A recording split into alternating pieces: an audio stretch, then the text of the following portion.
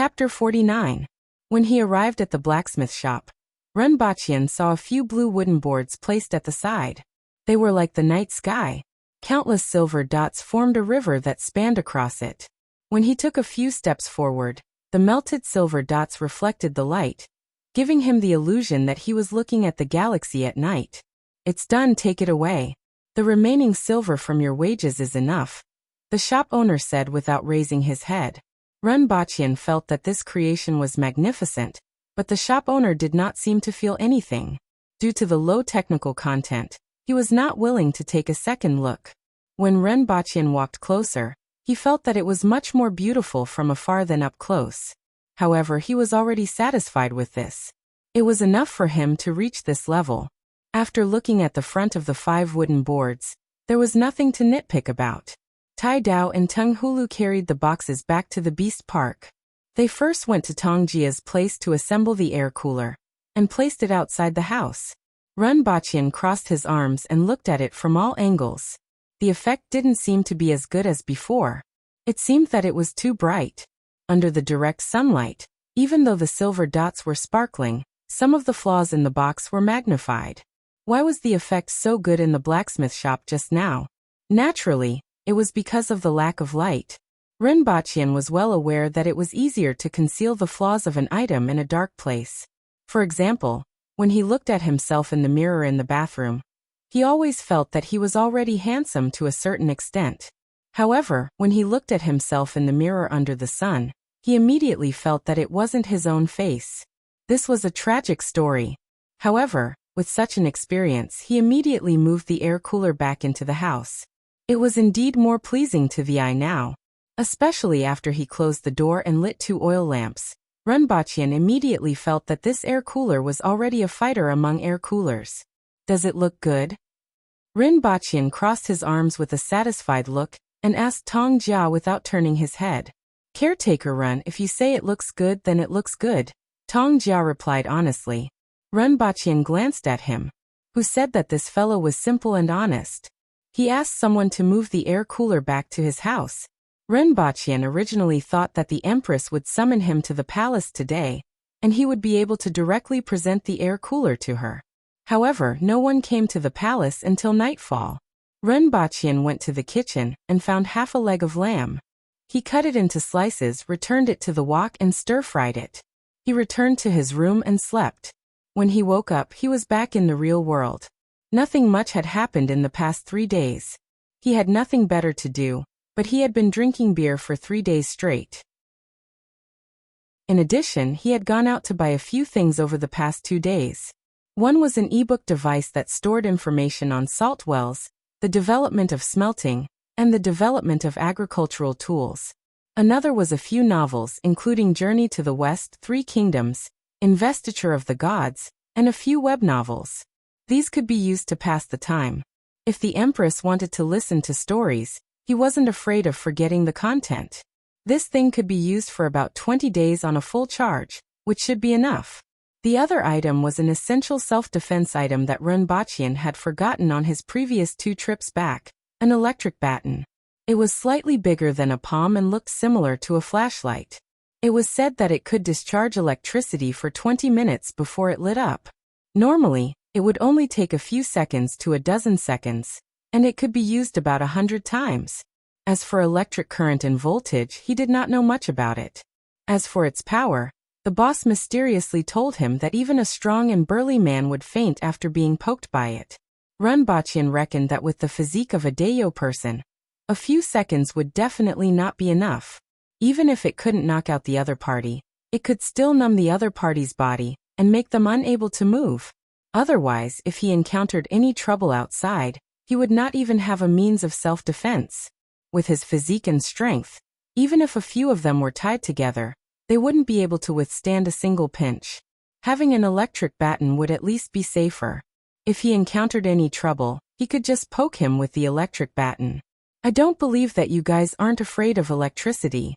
Hopefully, this electric baton would be as effective as what the boss said." He definitely wouldn't dare to poke himself as he was afraid of pain. Tong Jia, that silly fellow, looked like he had thick skin and flesh. "Let's go back and try poking him." If it didn't work, he would come back and settle the score with the boss. Lastly, there was the camera. Renbachian really wanted to take pictures of the things in this world, such as Tian Tian and Gun Gun.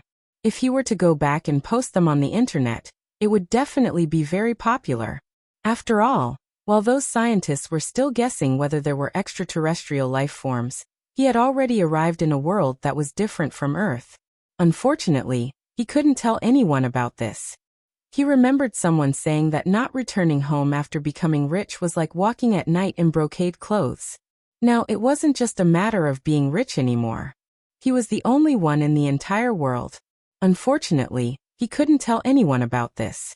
He didn't even dare to tell an anonymous story on the internet. He could only use this method to share his feelings of wanting to show off with others. After charging the electric baton, Renbachian put the electric baton and the e-book in a pocket and returned to that world while asleep. After waking up, Renbachian took out the camera from the bag and went out. Sure enough, he saw Yuan Yuan and Gun Gun lying on their backs. Before he raised these two little chaps, Renbachian had always thought that animals slept on their backs. In the end, after raising them, he realized that these two chaps didn't have any sleeping postures and didn't forget to act cute while sleeping. Well, he took 2 close-up shots and then zoomed out to take pictures from all angles. The 2 little chaps then shook their heads and crawled over to hug his calves while humming nonstop. From top to bottom, Renbachian took a few more pictures of the panda hugging his thighs before hanging the camera around his neck. He teased the 2 chaps for a while before going to fetch them water and prepare breakfast. After eating breakfast, Renbachian put the electric baton on his waist and strolled to look for Tong Jia. Tong Jia was leaning against the wall and picking his teeth with his fingers. He had a signature silly smile on his face. Renbachian didn't know why he was so happy every day. Tong Jia! Renbachian shouted. Hey, caretaker Ren. Tong Jia jogged all the way over and didn't forget to shake his fingers. Renbachian saw a small black dot being flung to the ground by him. Tong Jia, I have something to discuss with you. Caretaker Ren, just say it. Tong Jia said repeatedly. Caretaker Ren was very generous and rewarded him with 1 tael of silver for a day's work. Tong Jia wasn't smart, but he wasn't stupid either. Of course, he knew that Caretaker Ren was powerful and that he had to hug him tightly. I'll poke you with this as a test. Is it okay? Renbachian took out the electric baton that looked like a flashlight from his waist and smiled kindly. What's this? It's okay. Caretaker Ren, you can poke me. Tong Jia looked at the gadget in Renbachian's hand. It looked like a stick and didn't even have a sharp point. How powerful could it be? He immediately said generously. Chapter 50. After a long time, Tong Jia got up from the ground and looked at the little thing in Renbachian's hand with fear. He took 3 big steps back as if he had seen a ghost. Renbachian looked at Tong Jia's expression and felt a little embarrassed. He smiled kindly, but Tong Jia hid further away when he saw his smile. However, Dayo people's resistance to electric shocks was average. They were only slightly stronger than the burly men on Earth.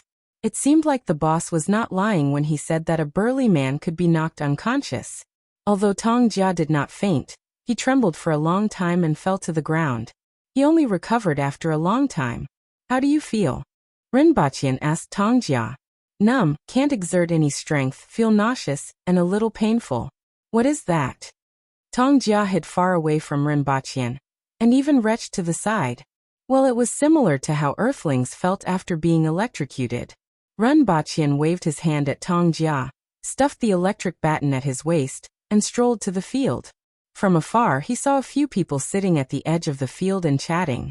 When they saw Renbachian, they patted their butts and greeted, Caretaker Ren. I'm just here to take a look. Renbachian scanned the field with his eyes as he spoke. He could tell that the field had just been watered. Remember to water it regularly, or else the sun is too strong. After a week, the new sprouts will be able to withstand the sun, Renbachian exhorted. Caretaker Ren, don't worry, we will remember this, the few odd job workers replied. After Renbachian confirmed it, he relaxed and sat at the entrance. Brother Ren. Caretaker Sure walked over from afar. The 2 shaved ice shops are opening for business today. Do you want to go and take a look? You are the one who suggested this business, but you have not been there until now. After listening to caretaker Shi, Renbaqian thought for a while. Since he had nothing to do, he might as well follow them. Renbaqian grabbed the two little fellows by their necks and pulled them down from his legs. He got up and went back to his house to take some silver and followed caretaker Shi out. The two shaved ice shops were located at Gujiazhai and Yiwalu. The best location at Jingyang Avenue had not been fully installed yet. The two of them went to Gujiazhai first. This was the main residential area for the commoners, and also the largest district in the city. The shop was located at the end of the street, and there were only a few people in front of the shop. It was a far cry from what Renbaqian had expected. According to Renbaqian's expectations, even if it wasn't crowded, there should at least be a large group of people. But what he saw now was a burly man sitting on a stool at the door with a towel draped over his shoulder. There was only one person standing behind the bar counter. There was no one else. "Hey Dad, why are you here?" When the burly man sitting at the entrance saw Renbaqian and caretaker Shi walking over, he stood up from his stool and took 2 steps forward. The moment he opened his mouth, his voice traveled half a street away. The voices of this father and son were definitely passed down from generation to generation. Just by listening to this voice, Renbaqian dared to say that this was definitely their biological son. Furthermore, the son had surpassed the father. In the future, if someone were to offend him, he would not have to do anything else. He could just ask caretaker Shi and his son to sit beside him and chat. That person would probably break down in less than an hour. "You brat, you are still talking. I brought someone over to see how you guys are doing." Caretaker Shi yelled at Renbaqian. Renbaqian's head buzzed. He immediately scuttled backward like a startled rabbit. He jumped 3 steps in a row before he felt that he was out of the range of the duo's sonic boom. Usually, when caretaker Shi was the only one speaking, Renbaqian would have to stretch his head further away.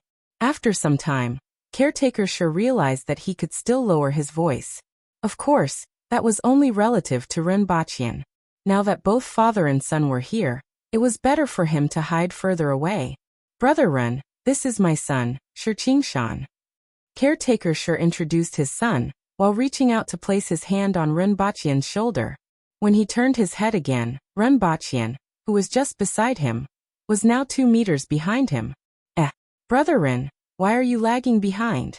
Let me introduce you, this is my son." Caretaker Shi waved at Renbaqian. Renbaqian's feet seemed to have grown roots and he refused to move forward no matter what. He cupped his hands and said, Hello. Are you the caretaker Ren that my father mentioned? My father said that you are a smart person and know a lot of things."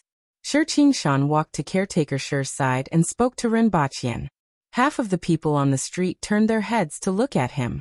Renbaqian was embarrassed. To be called smart in front of him. It seemed that he had not had the chance to do so since he graduated from primary school. Especially when half of the people on the street heard it, it was really too shameful.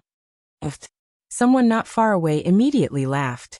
Caretaker Shi turned his head and looked over. It was a shop that was opened by the Yun nation and specialized in selling daily necessities. The shop owner stood at the door and could not hide his smile. "Are you mocking my brother?" Caretaker Shi's words were full of malice. Even though he had been in Dayo for a long time, his fierce-looking face was still very intimidating to the shop owner. "Why would I?" I suddenly recalled something from the past. The shop owner laughed. "Forget it, let's talk inside." Renbaqian walked forward with an awkward look on his face. Caretaker Shi glared at the shop owner before bringing his son into the shop. After the few of them entered, the shop owner sneered. "Smart people? There are many smart people in this world, especially when compared to you Dayo people. Everyone in the Yun nation is smart." He looked at the shop beside him and pondered for a long time. Until now he still did not know what this shop did. A restaurant was not a restaurant, and a shop was not a shop. Initially, he saw that there were many tables inside and thought that it was a restaurant. Only later did he realize that it was not a restaurant. Forget it, who cares about them? The shop had been open for a long time, but there was not a single person inside. No one knew what was sold inside. If they were to do business like this, it would close sooner or later. The weather was too hot, and it was better to stay indoors where it would be cooler. The shop owner could not be bothered with the shop next door. He turned around and went back to find a place to rest. After entering the shop, Runbachian sized it up. There were almost no changes in the shop. It was just tidied up, cleaner, and there were a few more tables and chairs. Not a single person in the morning. Caretaker sure asked. No. Shi Qingshan touched the back of his head. He had a simple and honest look on his face and lowered his voice. It seemed that they were used to speaking like that outside. When they returned to the house, they would subconsciously lower their voice. It was the same for ordinary people. Their voices were generally louder outside than inside. This was a kind of habit. One could only blame this father and son pair for being too loud. Runbachian walked one round in the house and frowned. Suddenly he thought of a problem. Why did he not see the signboard on the shop when he came in just now? Where's the signboard? Runbachian stretched out his hand and pointed outside the door. The signboard above the door, it's not up yet, right? It was supposed to be delivered this morning, but old Lu drank too much last night. In the morning, he said that it was almost done. It will be delivered in the afternoon. Shi Qingshan replied honestly. There was not even a signboard, and no one knew what this shop was for. It would be strange if someone could enter. Chapter 51. An hour later, there was an additional table at the entrance of the shaved ice shop. The person who previously stood behind the bar counter was called Shirshigu. This name sounded cultured, but he was still a burly man. He was from the same family as caretaker Shir. At this moment he was cutting fruits at the entrance of the shop and scraping the ice. First he scraped the ice off layer by layer. Then he placed the fruit pulp inside and poured some fruit juice over it. Just like that, a bowl of fresh shaved ice was made. Meanwhile, Shi Qingshan displayed his talent with his loud voice and shouted, "Shaved ice! Fruit shaved ice! Cool down and quench thirst! Come and try shaved ice on such a hot day!" Once he shouted, half the street could hear him. Runbachian held the freshly made shaved ice and slurped it, putting spoonfuls of it into his mouth.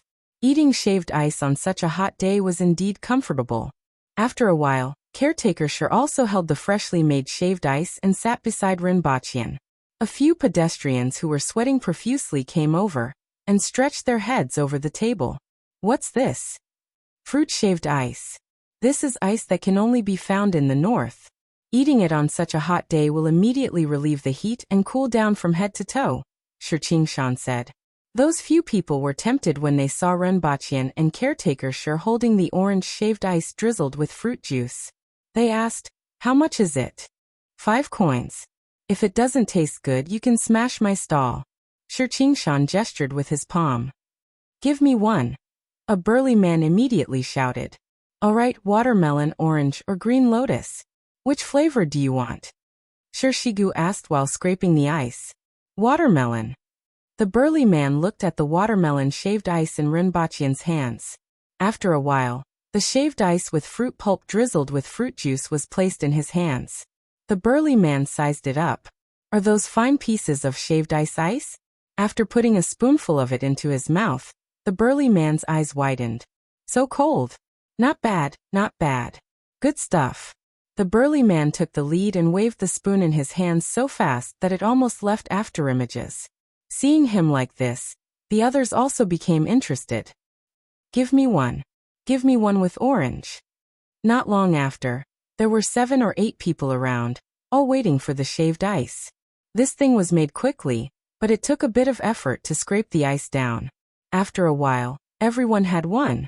As for the burly man, he was already eating his second one with a satisfied look on his face. Oh, there's poison! The burly man suddenly clutched his chest, and his expression changed. Hearing that it was poisoned, the others almost threw their bowls away. Toxic your sister. Runbachian couldn't help but say, your stomach must have been irritated by eating so much cold food in such a short period of time. Everyone looked at the bowl in their hands, looked at Runbachian, and then looked at the burly man. There was complete silence. The burly man had a constipated expression on his face. His open vest revealed his pectoralis major, which was trembling. After a while, He recovered and looked at the bowl in his hand. That scared me. I thought I was poisoned. Then she looked at him in surprise and asked, How did you know? Isn't this common knowledge in the north? Renbaqian rolled his eyes. Anyway, this was common knowledge on Earth. Eating a big mouthful of ice cream could easily irritate your stomach and cause stomach pain. Moreover, you were waving your spoon like a phantom, and you ate 2 bowls in a row. It would be strange if your stomach didn't hurt. Do you really think you're made of iron? Seeing that the burly man was fine, everyone was relieved. Someone asked Shi Qingshan, and simply went into the house to eat. The big man looked at the bowl in his hand. Shopkeeper, can I take it away? Bring your own bowl, Shi Qingshan said. Only then did the burly man put down his bowl and squeeze out of the crowd. Renbaqian and caretaker Shi watched from the side for a while. There were more and more people buying shaved ice. There were also some people sitting in the shop. Renbaqian and caretaker Shi finally felt at ease. They rejected caretaker Shi's idea of going to another shop to take a look and strolled back. This way, as long as the reputation of the shaved ice shop spread, there wouldn't be any problems. With Dayo's scorching hot weather, Renbaqian wouldn't believe that the shaved ice shop wasn't profitable. Qi Zishuan, I heard that you are the #1 expert in Dayo and one of the top 10 experts in the world. I, Long Wanli of Hanbei, am here to seek your guidance. Suddenly, a thunderous voice resounded through the air, causing the entire Jingyang Road to fall silent. Qi Zishuan, I heard that you are the #1 expert in Dayo and one of the top 10 experts in the world. Hanbei Long Wanli is here to seek guidance. After 3 consecutive voices, the entire Jingyang Avenue became noisy.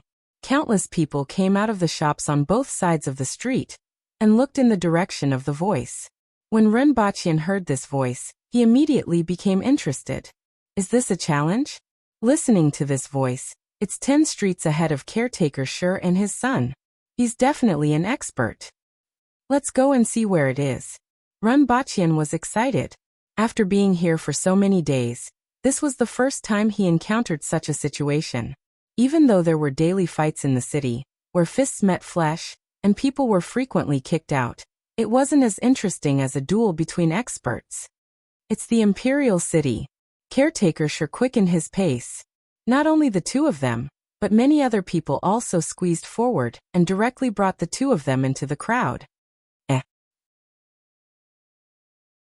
Renbaqian, who was squeezing through the crowd, was slightly stunned when he heard caretaker Shi. Who's Qi Zishuan? It's Her Majesty, caretaker Shi said faintly. Only now did Renbaqian know the name of the Empress. Even though he heard that the Empress was the #1 expert in Dayo, he didn't know how to react just now. After all, the Empress didn't look old, and there were many civil and military officials in the imperial court. There were also experts who popped out of nowhere. Renbaqian had always thought that the so-called #1 expert in Dayo was an exaggeration. Looking at the current situation, that person was really the #1 expert? Originally, Renbaqian thought that he was here to challenge a general. He didn't expect it to be the Empress. Renbaqian couldn't help but say that this person came to the capital to challenge the Empress. This person won't be shot to death by thousands of arrows, right? Renbaqian asked subconsciously. That depends on Her Majesty's mood, caretaker Shi said uncertainly. Will Her Majesty really fight? Renbaqian asked curiously. Wouldn't it be a little too degrading for the Empress to personally fight and kill others? Furthermore, if there were any mishaps, it would be a big problem. As the saying goes, a gentleman doesn't stand under a collapsing wall. Even though there was no such saying in Dayo, the Empress in the throne room wouldn't fight and kill others, right? That depends on Her Majesty's mood, caretaker Shi repeated. Have you seen Her Majesty fight before? Renbaqian heard that the Empress seemed to have fought more than once. Of course I have. Last year, there were more than 10 people who wanted to challenge Her Majesty. This year there's only 1. Have they been beaten into submission? Renbaqian asked. Just now, that person said that the Empress was one of the top 10 experts in the world. It sounded impressive. They have all been beaten to death. Caretaker Shi sneered. Chapter 52. Just now, that person mentioned the top 10 experts. What's going on? Renbachian asked another question. I heard that it was arranged by someone from Great Xia. Anyway, we don't care about this, Caretaker Shi replied casually. They didn't care, but Renbachian was very interested. Who arranged it? Which top 10 experts are they? Who else does Dayo have? I don't know who did it, but someone did it, and then the news spread. I only knew about it because they would shout like that every time they came. Caretaker Shi sneered. It was obvious that he was very disdainful of these people's loud shouts that startled the entire city every time they came. However, Renbachian felt that he was unhappy with the fact that the other party's voice was louder than his. It said that His Majesty is ranked 7th, and the general who supports the nation, Hongwu, is ranked 9th. I'm not sure about the rest, but most of them are from Great Xia. There's one from the Yun nation, and one from the Chun nation. Renbachian was overwhelmed with emotions as he listened. Which youngster didn't dream of becoming an expert? He had also been that age. Although he felt that he could only dream of becoming a peerless master, he could still shout 666 from the side. Even so, Renbachian was still very interested in the level of martial arts in this world. He didn't know if there was any mysterious qi or something like that. The two of them moved forward along with the crowd. When they passed by Beihong district, they could see that many of the mansions of the court officials on both sides of the street had their doors open. A few burly men were standing on stools, looking forward. He could already see the palace walls when he raised his head. However, there were too many people, so he couldn't see where the challenger was. Many people stopped outside the square in front of the palace. However, with a group of burly men standing in front of him, Renbachian couldn't see anything. After jumping a few times, he finally saw a lone person standing in the square in front of the palace. Excuse me, excuse me, excuse me, Renbachian said as he tried to squeeze his way forward. However, he was pushed back by someone's butt. Damn it! Renbachian cursed. Just as Renbachian was hesitating whether he should shout out, "You pooped in your pants!" The row of soldiers standing on top of the palace wall neatly parted to both sides. Soon after, a lady dressed in red appeared. "Your Majesty!" "Yes, Your Majesty!" The surrounding people shouted one after another. Their voices gathered together and soared into the sky. It seemed like this Empress was quite loved and respected by the people. "It seems like Her Majesty is not in a good mood today," Caretaker Shi said. "How do you know?" Renbachian was curious. If Her Majesty is in a good mood, she won't bother with people who come to challenge her, Caretaker Shi said. Renbachian pondered for a long time. Did this mean that the Empress would vent her anger on them when she was in a bad mood, and ignore them when she was in a good mood? Renbachian remembered Caretaker Shi mentioning that all the challengers last year were beaten to death. None of them survived. In other words, none of them came with the Empress in a good mood? Was he too unlucky, or did the Empress have too many bad moods?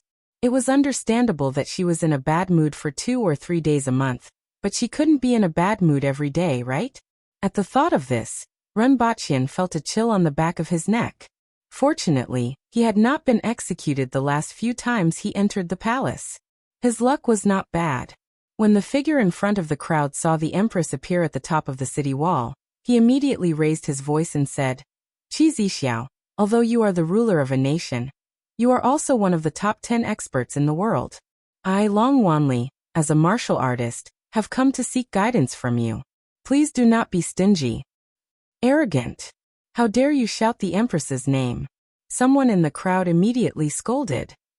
How can you challenge the Empress whenever you want? You have to get past me first. A burly man strode out from the crowd with a huge saber in his hand. Me too. Both of you are too weak, let me do it. Do you want to test the sharpness of my saber? The burly man with the saber immediately glared back at him. He thought to himself that this sentence that he had just learned was indeed imposing. A few generals in the imperial court stepped forward one after another. After exchanging a few words, they started to undermine each other. Long Wanli was indifferent to the scolding and noise behind him. His gaze was fixed on the figure in red on top of the palace wall. At the same time, his aura was constantly rising. Before he came here, he had already challenged 19 experts and won all of them in one battle. His aura was at its sharpest. Some of the experts who were on his path of challenge avoided him one after another. Seeing this situation, he rode straight to the southwest and challenged one of the top 10 experts in the world when he was at his peak. He was also the one who was most likely to fight with him. As for the others, their whereabouts were uncertain, or they were in the midst of a large army. On the contrary, even though the Empress was an empress, she had fought many times. In order to prevent the other party from refusing to fight, she specially challenged him as a martial artist. At this moment, his fighting spirit was soaring and his aura was at its peak. Even those who were closer to him could feel the piercingly cold aura emitted from his body. It was as if he was an unparalleled sharp sword. With just one look, one could feel that his sharpness was unstoppable. Many people were affected by his aura and took a step back one after another. Even Renbachian could feel the sharpness coming from the front. It was as if a saber was right in front of him, giving him a fright.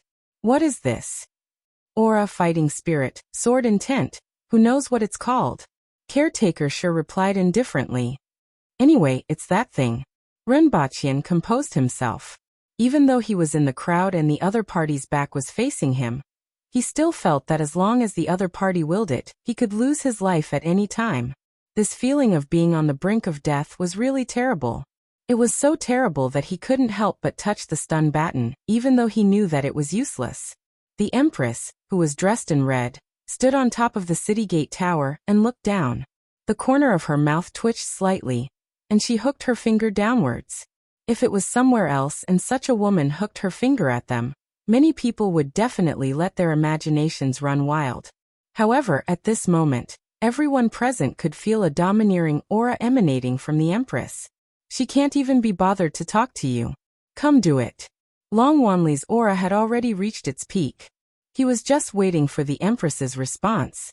At this moment, the sword on his back was unsheathed with a clang sound and fell into his hand. His entire body transformed into a bolt of lightning and pierced towards the Empress. Everyone could feel his indomitable determination. Awesome, an otherworldly fairy. Renbachian could finally see clearly and was immediately amazed. He didn't know if it was the legendary man and sword become one. But at this moment, the feeling that Long Wanli gave him was that he and his sword had become one. His entire body was emitting an endless sword intent. And this sword really made him feel as if it had flown from the heavens. Even Renbachian was worried for the Empress on the palace wall. Although the Empress was indeed an expert, Renbachian usually felt that she was a little aloof and had a somewhat oppressive aura. He didn't feel the Empress's strength at all. Therefore, when he saw this sword that seemed to have come from the heavens, Renbachian couldn't help but feel a little worried. Facing this world-shocking sword, the Empress's expression didn't change at all.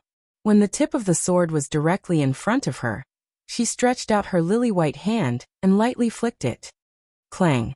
A crisp sound was heard. The tip of the sword flew straight up into the sky. When the remaining half of the sword was also deflected, the lily-white hand directly imprinted on Long Wanli's chest. Immediately, he flew back at a speed faster than when he came. Just as Renbachian exclaimed in surprise, the other party flew back at a speed faster than when he left. Bang! Immediately, gravel flew everywhere and dust filled the air. After a long time, when the dust had settled, a large pit appeared on the stone-paved ground. Long Wanli was already dead, and all the bones in his body were broken. When the dust settled, the situation in the field was revealed, and the figure of the Empress on the palace wall had already disappeared. The crowd took a look and immediately dispersed with a hubbub. I thought he would be able to make one more move this time. I didn't expect him to die in one move. However, I finally got to see Her Majesty in action today. This guy is really too weak. I was looking forward to it for so long.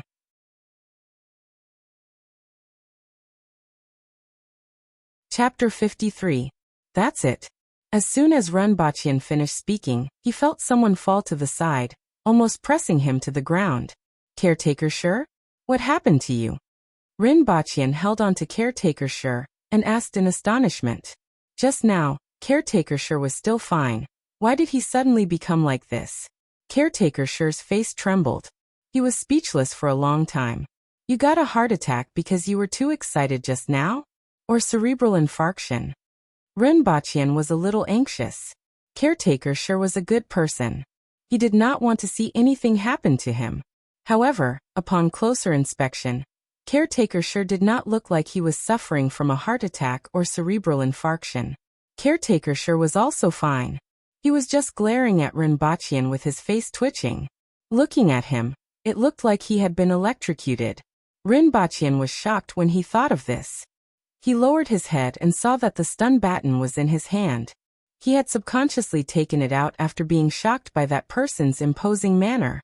Don't tell me I pressed the button and poked Caretaker sure's body when I was nervous? At the thought of this, he looked at Caretaker sure's condition again. The more he looked, the more he felt that he had been electrocuted by Professor Yang. Rinpoche stuffed the stun baton back to his waist, and hurriedly helped Caretaker sure to sit at the side with an awkward expression on his face. After a long while, Caretaker sure finally recovered. He looked at Rinpoche as if he had seen a ghost and asked, "What did you poke my thigh with just now?" "A slip of the hand, a slip of the hand." Rinpoche laughed dryly. Just now, he and Caretaker sure were standing right next to each other. It was impossible for him to deny it even if he wanted to. "What exactly is it?" Caretaker sure glared at Rinpoche. "This." Rinpoche laughed dryly and waved the stun baton in front of Caretaker sure. He did not expect Caretaker sure to snatch it away. "What is this?" Just now his whole body was numb and he couldn't move at all. "I can't even exert any strength now." Caretaker sure fiddled with the electric baton with a curious look on his face. Although the electric baton was made of plastic, in his eyes, it was already very well made. "My sect's secret treasure, the stun baton," Rinpoche blurted out. "You have a master?" Caretaker sure was surprised. "This is the first time I've heard you say that." Rinpoche didn't continue the conversation. He wouldn't be able to continue the conversation as it was originally a joke. "How do I use this thing?" Caretaker sure continued to fiddle with the electric baton when he saw that Rinpoche did not answer him. "Press the button." As soon as Rinpoche finished speaking, his entire body started trembling. Then he directly fell to the ground. He finally knew what it felt like to be electrocuted. His entire body was numb and in pain. His stomach felt like it was on fire, and he felt nauseous.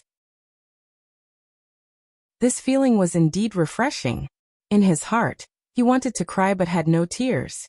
Sure enough, as the saying goes, a jar will not break without leaving the well, and a general will not die without leaving the horse. He had only been carrying this electric baton for a day, and he was already in trouble. Caretaker sure lifted Rinpoche's neck and placed him at his side. After playing with the electric baton for a while with a cheerful look on his face, he self-consciously tucked it into his waist.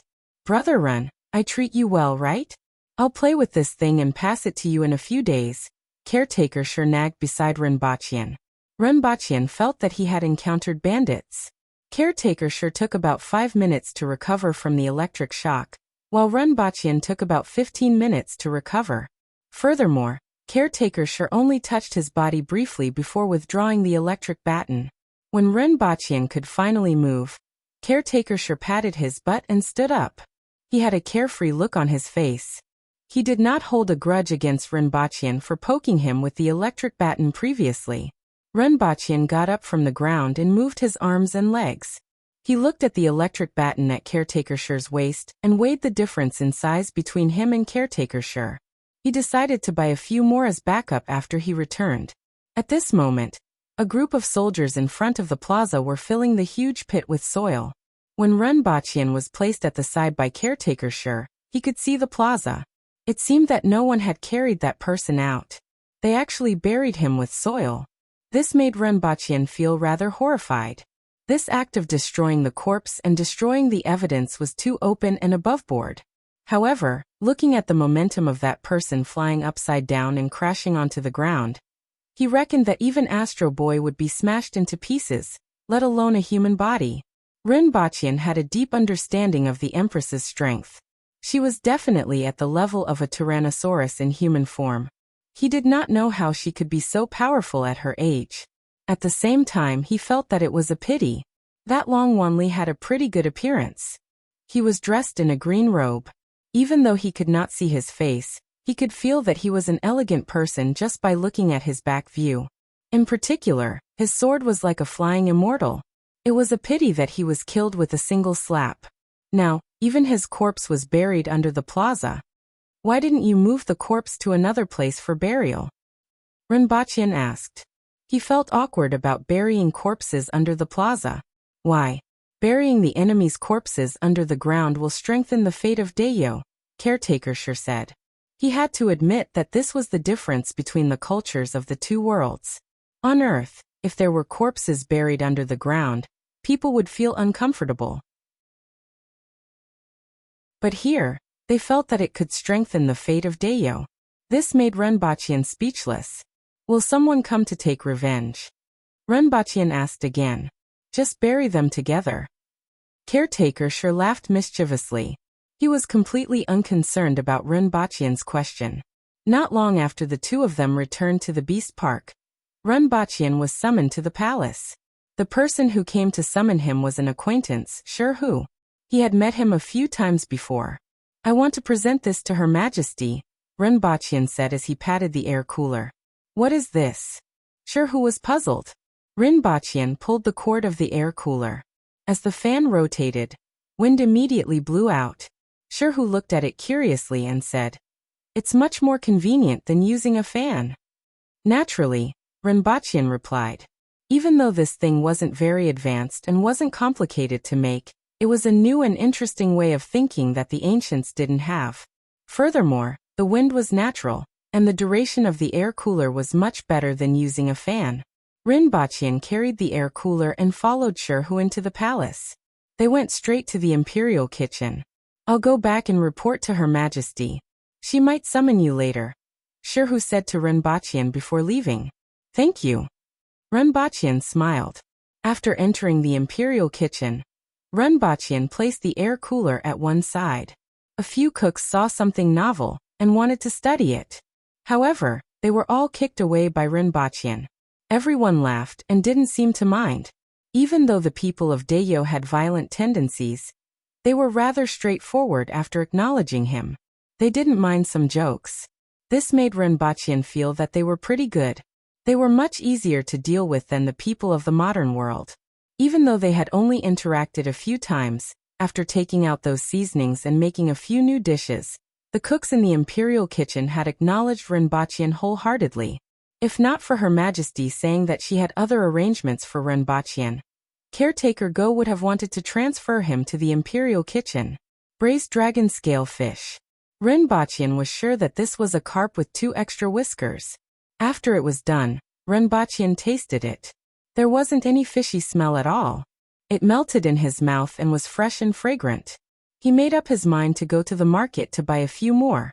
Even if it was expensive, the taste was worth it. Sweet and sour pork, mushu pork, and white fungus soup. After finishing the 4 dishes, Renbachian went to take a rest. Even though the cooks in the imperial kitchen were in charge of making the dishes, and he was in charge of mouthing them. Not long after the dishes were served, Sherhu came to the imperial kitchen to look for Renbachian. Her Majesty summons you in. Bring your box.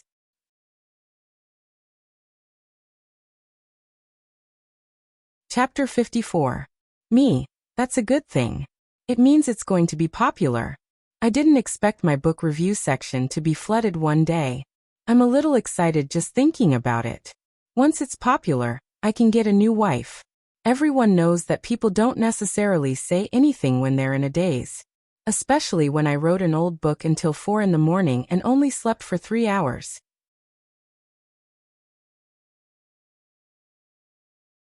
Chapter 55. Renbachian carried the box into the main hall. The Empress was wearing a red muslin dress with a white undergarment underneath. Her hair was simply tied up at the back of her head, and she was concentrating on her dinner. It was as if she did not see Renbachian coming in. Renbachian could only stand there and wait with the box in his arms. After the incident in the afternoon, Renbachian's impression of the Empress changed greatly when he saw her again. Previously, he only felt that this Empress was of noble status. Even though she could send a polar bear flying with a slap, Renbachian was rather surprised. However, after seeing the brute force of the Dayo people, Renbachian was somewhat used to it. But today, after that so-called expert who came out of nowhere to challenge him, the Empress had already risen to the level of a humanoid Tyrannosaurus in his heart, second only to a Super Saiyan. Today, Renbachian obediently stood there with his head lowered. He did not even lift his head and stared at the box as he entered the main hall. This box looked much more beautiful under the illumination of the lanterns.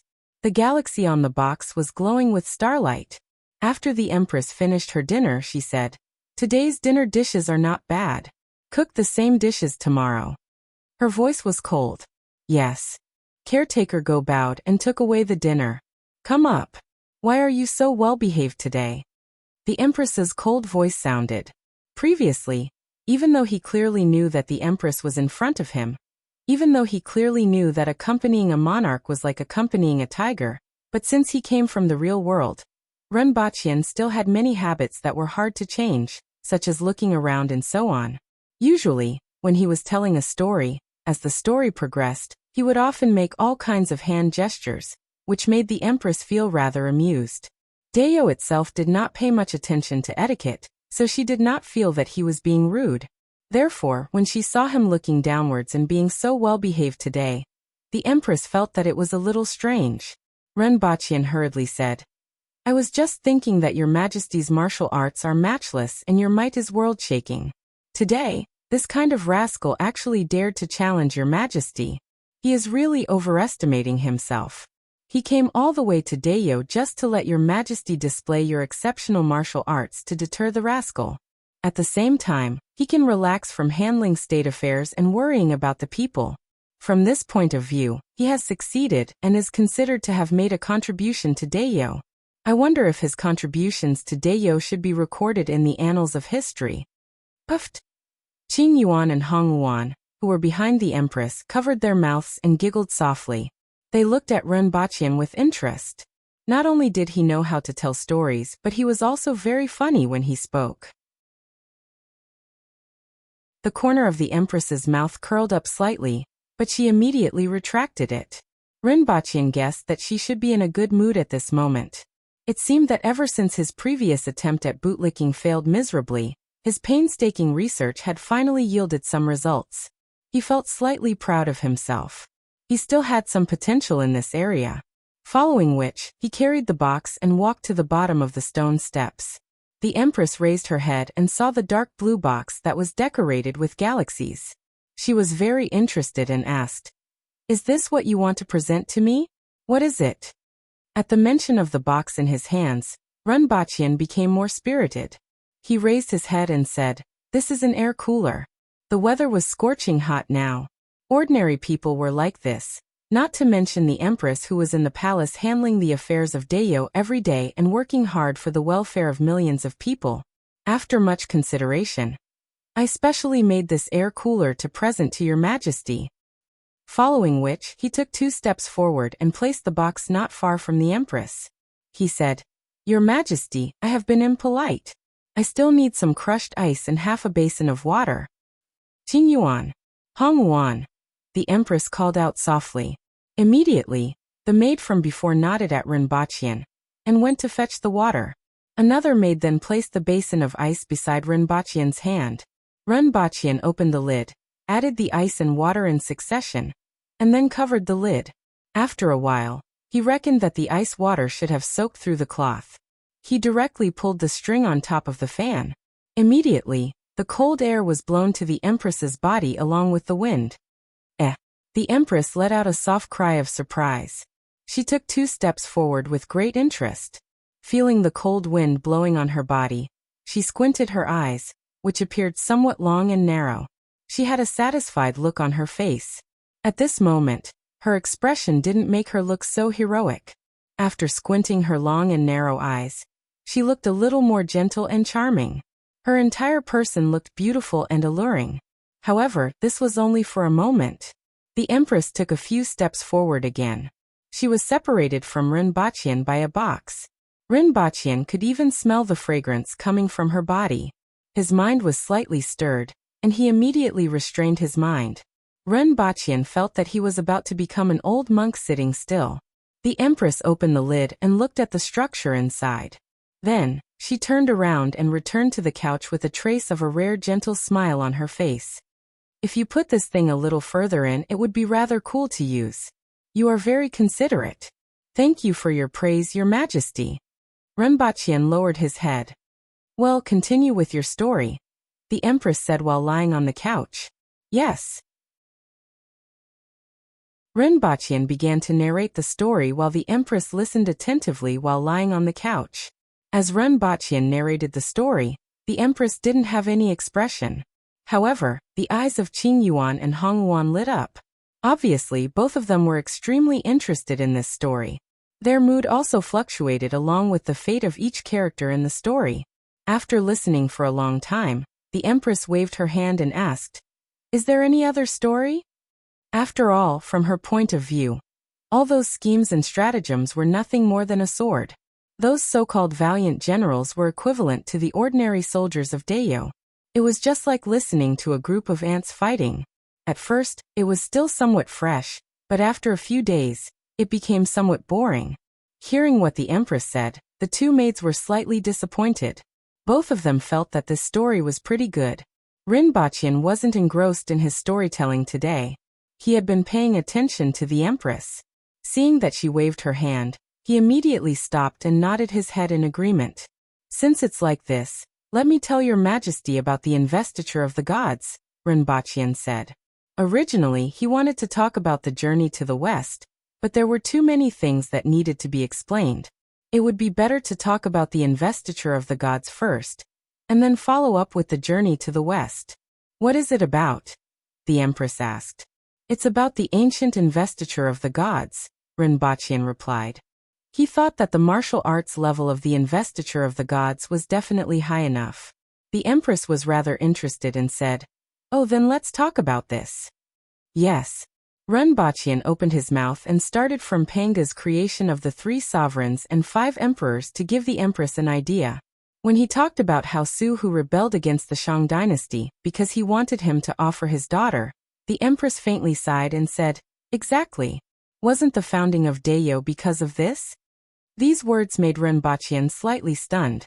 He really wasn't clear about what happened before the founding of Dayo.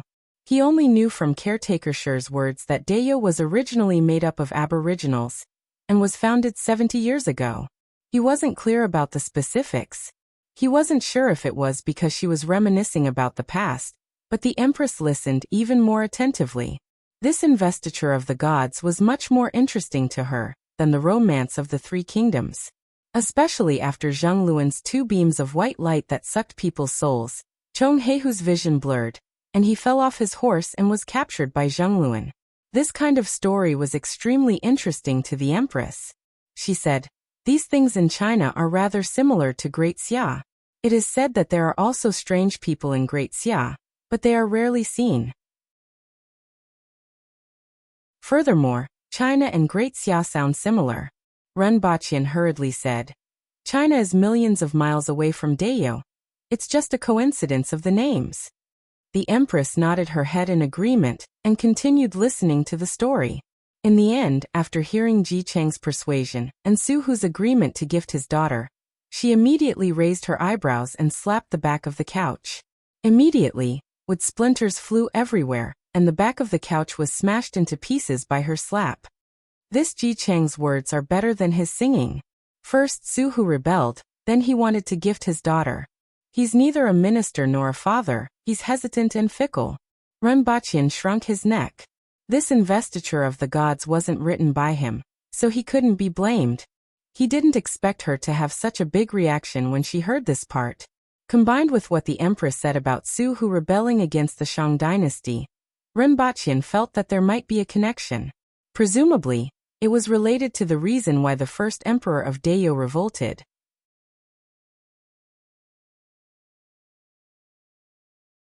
Chapter 56. Ren Baqian listened to a portion of Romance of the 3 Kingdoms and 3 chapters of Investiture of the Gods. The sky was already dark by then. Before leaving the palace, Ren Baqian hesitated whether he should tell the Empress about the salt well. However, after thinking about it, he was only 50% confident. If he messed it up, it might affect his value in the Empress's heart. In the end, he decided that it would be better to wait until his position was higher before using this method to exchange for credit. If he did it after the sweet potatoes were ripe, even if he failed, the impact wouldn't be too great.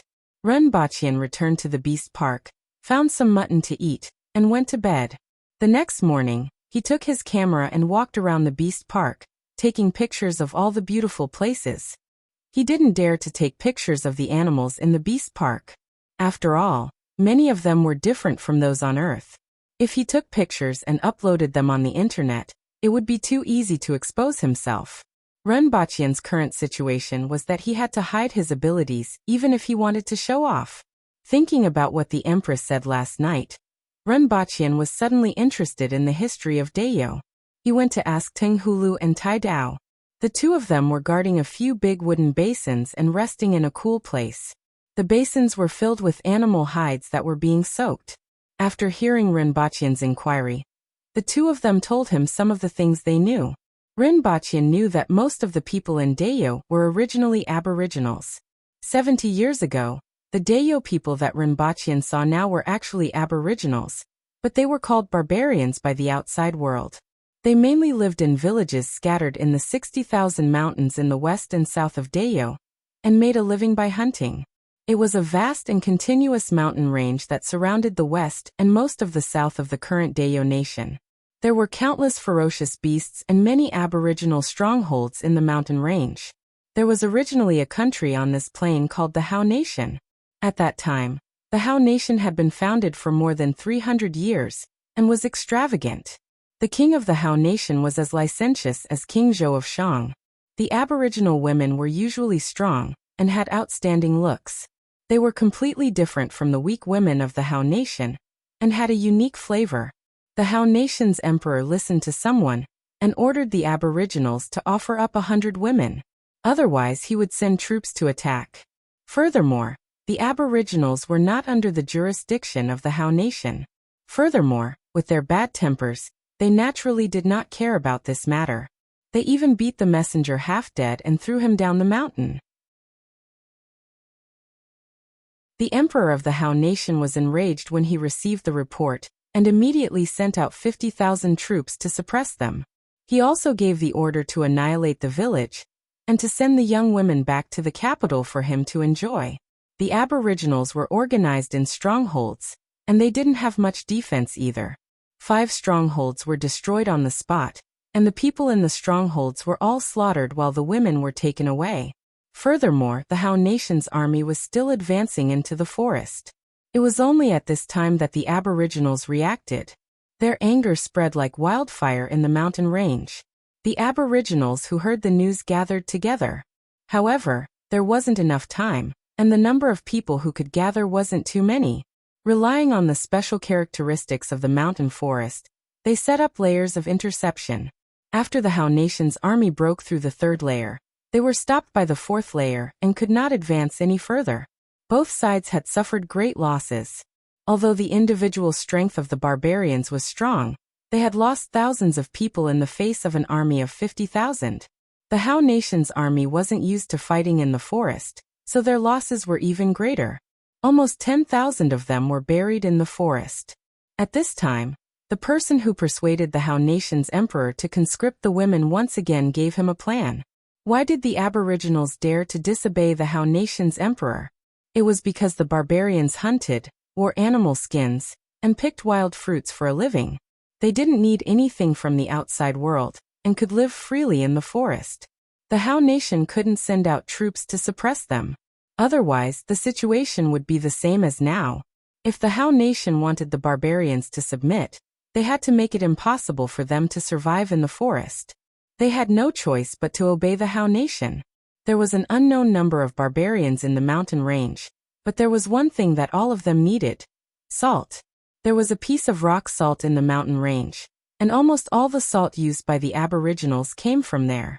As long as they poisoned the rock salt, the aboriginals would have to listen to the Hao Nation's emperor if they wanted salt. It could be considered as subduing the enemy without a fight. The Hao Nation's emperor was overjoyed when he heard this and immediately carried out the plan. At the same time, he had another thought. Although the Hao Nation was strong against the Aboriginals, it was still weaker than the Yun Nation and the Chen Nation. If he could get the Aboriginals to join the army, it would be very effective in attacking cities and strongholds. In the end, the Aboriginals suffered heavy losses after the salt was poisoned. Half of the stronghold where Dayo Nation's first emperor, Yapeng, lived was either dead or injured. After his grief, he immediately contacted the other strongholds to revolt. They bypassed the tens of thousands of soldiers in the forest and launched a sneak attack on a city near the mountain range. Now both sides could be said to have a blood feud. At this time, a person came to seek refuge with Yapeng, saying that the Hao Nation's emperor destroyed his family and wanted revenge. At first, Yapeng sent people to watch over the other party and guard against him.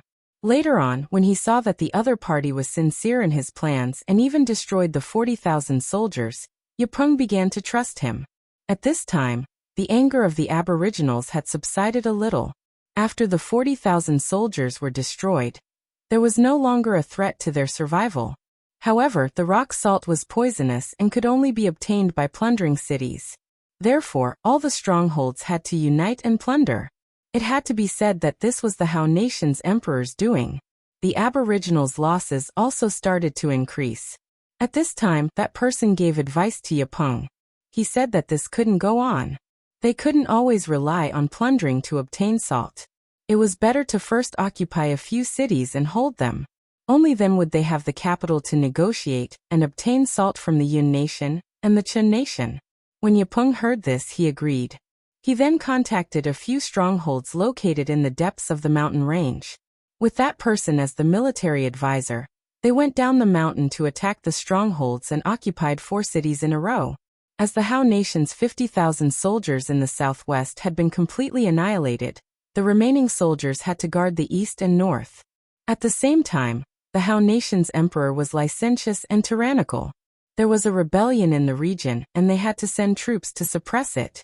Furthermore, the Hao Nation's emperor thought that the barbarians were only robbing some things, and that the key was to quell the rebellion.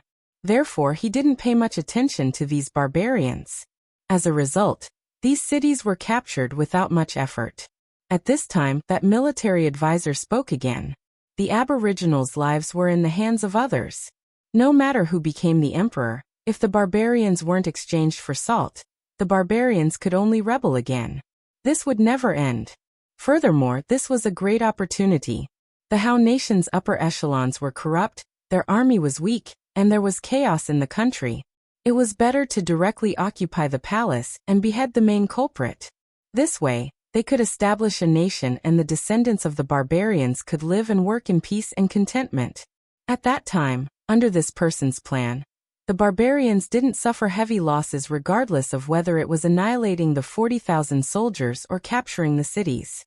The Aboriginals trusted him and were persuaded. The Aboriginals, who had never thought of this before, were tempted after hearing this idea. These days, they were envious of the prosperity they saw in the various cities. This person was also a strategist. Their current military strength was somewhat insufficient, and they had to contact the Aboriginals in the depths of the mountain range. At the same time, if they attacked now, the Hao Nation's attention would be focused on them. It was better to occupy these cities first and pretend that they wouldn't attack anymore. Then, they could contact the merchants from the Yun Nation and the Chen Nation to exchange the resources in these cities for salt. This way, the Hao Nation's emperor would definitely let down his guard and eliminate the rebellion in the country first. After hearing this, Yapeng felt that this was a good idea. Although the barbarians in the depths of the 60,000 mountains had other ways to obtain salt and wouldn't be so easily persuaded, he still sent a few people to persuade them. The reality was just as he said. The Hao Nation's emperor didn't expect the Aboriginals to dare to plot against him, and focused all his energy on suppressing the rebellion. Another 8 months passed. During this half a year, the Aboriginals stayed in these cities and didn't attack again. This made the Hao Nation's emperor feel relieved. The war in the country was getting more and more intense. He mobilized all the available troops to suppress the rebellion. Only a small portion of the troops guarded the north and east. At this moment, a large number of Aboriginal soldiers walked out from the depths of the mountains and met up with Yapeng and the others. Then they set off for the imperial city. These Aboriginal soldiers from the depths of the mountain range were more powerful because of the harsh living environment and the presence of all kinds of ferocious beasts. During this period of time, they attacked the cities and waded through the rivers. Among them, the two most difficult passes were opened by people in the middle of the night. It turned out that the military counselor had already arranged people inside without anyone knowing. After 10 days, the barbarian army fought their way to the imperial city and finally executed the Hao Nation's emperor in public. Initially, Yapeng and the Aboriginals only wanted revenge and to plunder daily necessities. In the end, under the incitement of the military advisor, the Hao Nation was destroyed. When the Hao Nation's emperor saw the military advisor, he was extremely shocked. When he found out that the military advisor was the Aboriginals' military advisor, he became even crazier and shouted out everything. At this moment, everyone realized that the person who provoked the Hao Nation's emperor to demand 100 women from the Aboriginals and poison the stone salt was this military advisor. The military advisor didn't stop or defend himself and allowed the Hao Nation's emperor to reveal everything. After the Hao Nation's emperor finished speaking, he revealed another piece of shocking news. He was the one who arranged a few of the rebellions in the Hao Nation. He was also in contact with the other rebel armies. His goal was to destroy the Hao Nation. He had planned all of this for a total of 15 years. In addition to the 2 years of military campaigns, he had planned for a total of 17 years. At this moment, it could be said that everyone was fooled by him, including the Hao Nation's emperor, the Aboriginals, and even the rebel armies.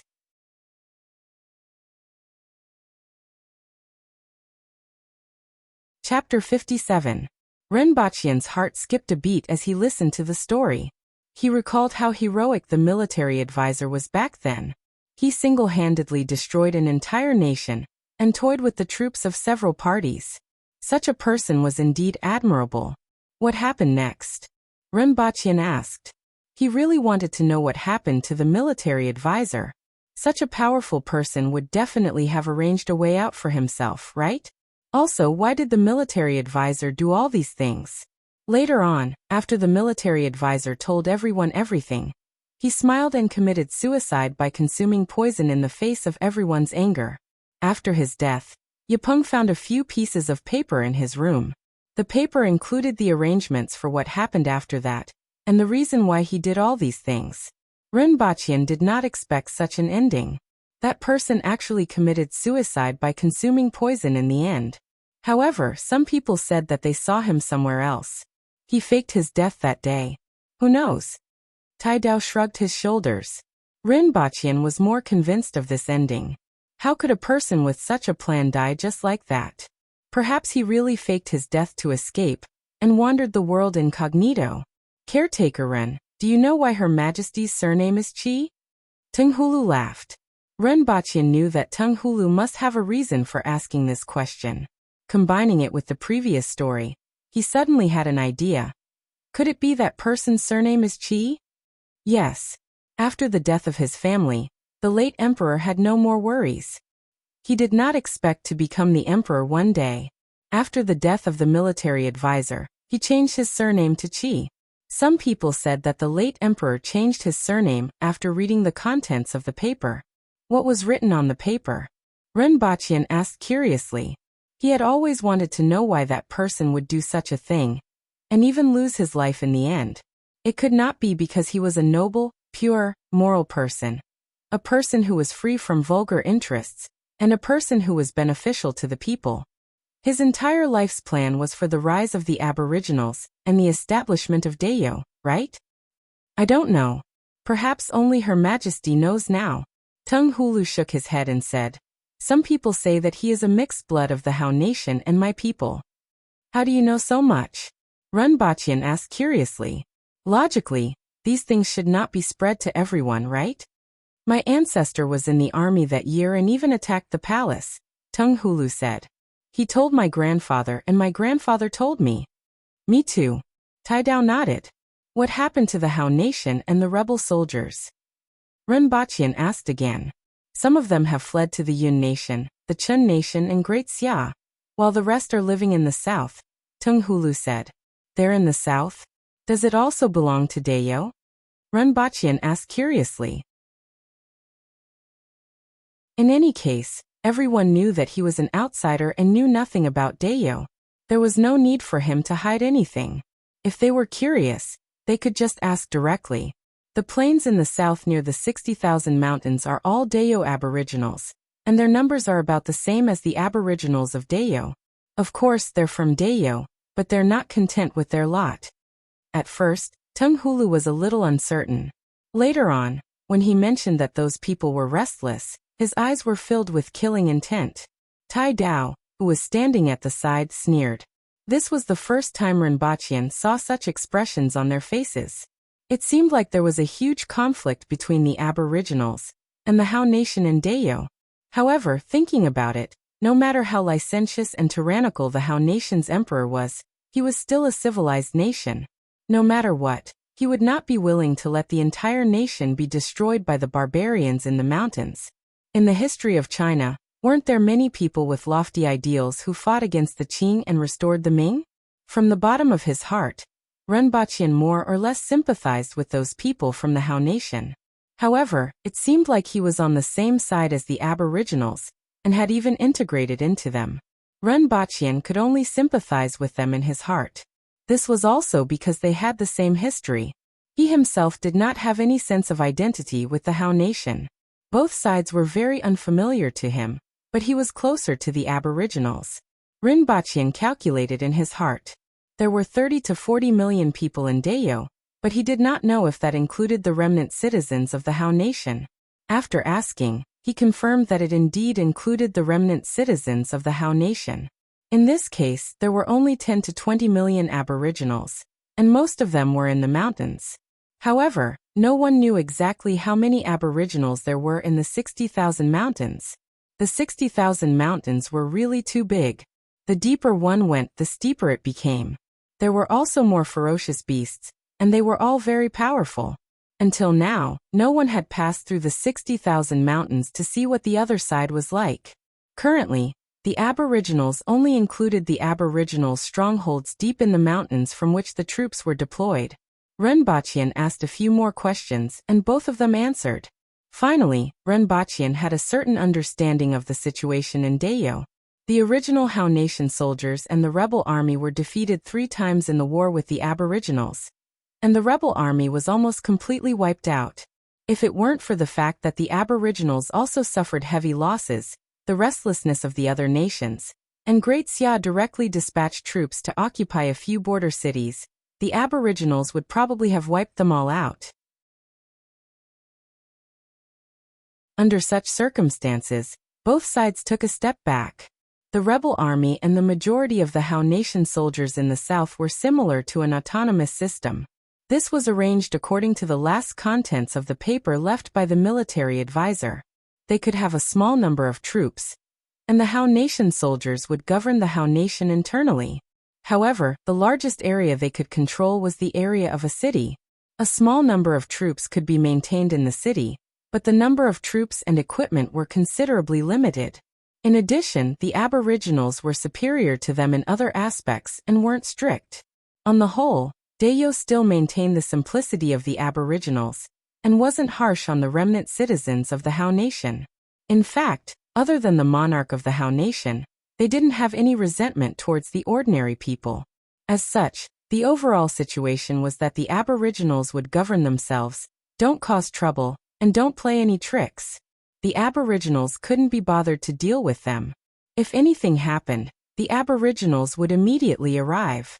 Even so, there were still people who didn't give up and would occasionally play tricks. In addition to the blood feud from the previous few wars, the conflict had become more and more intense over the years. Of course, the most important point was that there weren't any remnant citizens of the Hao Nation in the imperial court of Dayo. The highest position a remnant citizen of the Hao Nation could achieve was to become the lord of a city and guard that small piece of land. The remnant citizens of the Hao nation rarely lived in other places. Both parties didn't integrate at all. And it seemed like the Aboriginals didn't have any intention of integrating the other party into their own.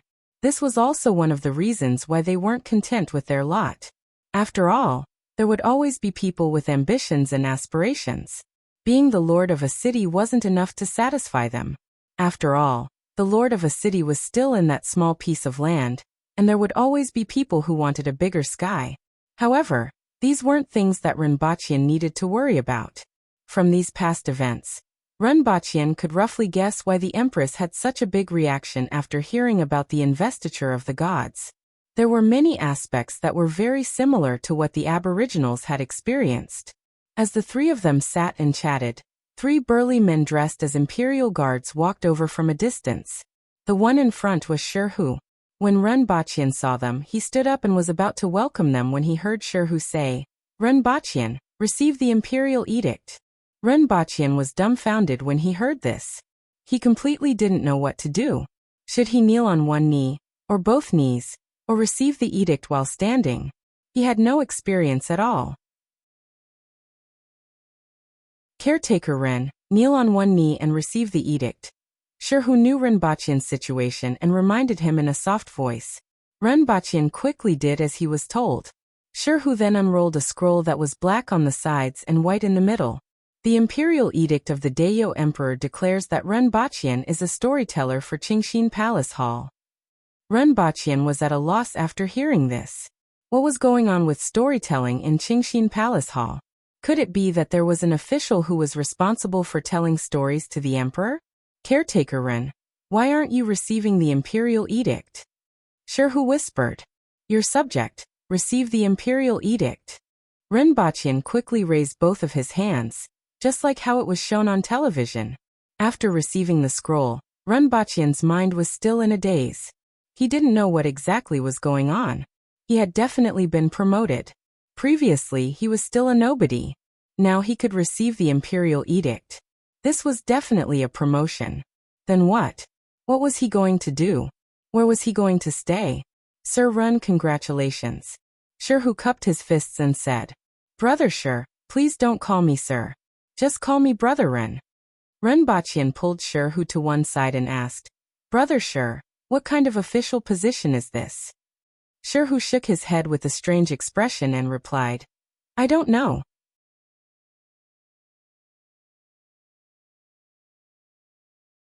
Chapter 58. It's written on the edict. Sherhu pointed at the edict. Rinpoche opened the edict. There were dozens of words on it, but he couldn't recognize any of them. He remembered that Sherhu didn't say more than 20 words when he read the edict. There were at least 40 to 50 words on the edict. What does it say? Before Rinpoche came here, he never thought he would be illiterate. His English had passed level 4, and he could even understand a few words of Japanese, yamit. I don't know. Sherhu looked serious and reliable. However, Rinpoche was dumbfounded after hearing his words. You don't know? Rinpoche almost shouted. I can't read. Sherhu said matter-of-factly. Rinpoche opened his mouth wide, and his tonsils almost popped out. Although he didn't know what his official position was, Caretaker Go of the Imperial Kitchen respected him a lot since he often came out to summon Rinpoche to the palace hall. With this kind of status, it would be considered low to call him a palace guard. Furthermore, the two soldiers just now obviously treated him as their leader. How could such a person be illiterate? Then what you said just now? It was dictated by Her Majesty, Sherhu said solemnly. Brother Sher, what do you know? Rinpoche's face twitched for a long time. From what Her Majesty said just now, Brother Ren, your official position is from Great Xia. This is the first time in Dayo that it's a reward. It's considered a secondary class, rank 8, and you receive a salary from the palace. Sherhu finally knew something. He felt a little embarrassed after saying that he didn't know anything. Then what do I have to do? Where do I stay? Rinpoche was still at a loss. His current residence was in the Beast Park. If he couldn't stay in the Beast Park in the future, where would he stay? Furthermore, without Tung Hulu and Tai Dao, even with the electric baton, he didn't feel very safe. Her Majesty did say that because you have other responsibilities, You will stay in the Beast Park and wait at Qingxin Palace Hall every afternoon. Where is Qingxin Palace Hall?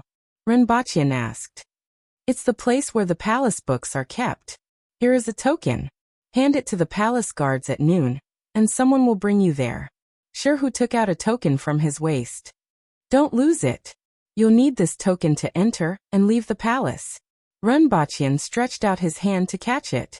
It wasn't a big plate, but it was very heavy and cold to the touch. He didn't know what kind of metal it was made of, but its surface was suffused with a silver glow. In any case, the fact that they were still staying in the Beast Park made Renbaqian feel more at ease. He was more familiar with this place and felt more secure here. It was just that he didn't have much time to go out in the future. Also, he would disappear once every 3 days. Even though the Empress knew about it, and said that she wouldn't pursue the matter, he still felt that it was somewhat dangerous. It seemed like he still had to show his worth, lest the Empress suddenly couldn't find him, and beheaded him in a bad mood. Thank you, Brother Shi. Please wait for me for a while. Renbaqian cupped his hands in obeisance and thanked Shirmu. Then he ran into the house and grabbed a handful of silver.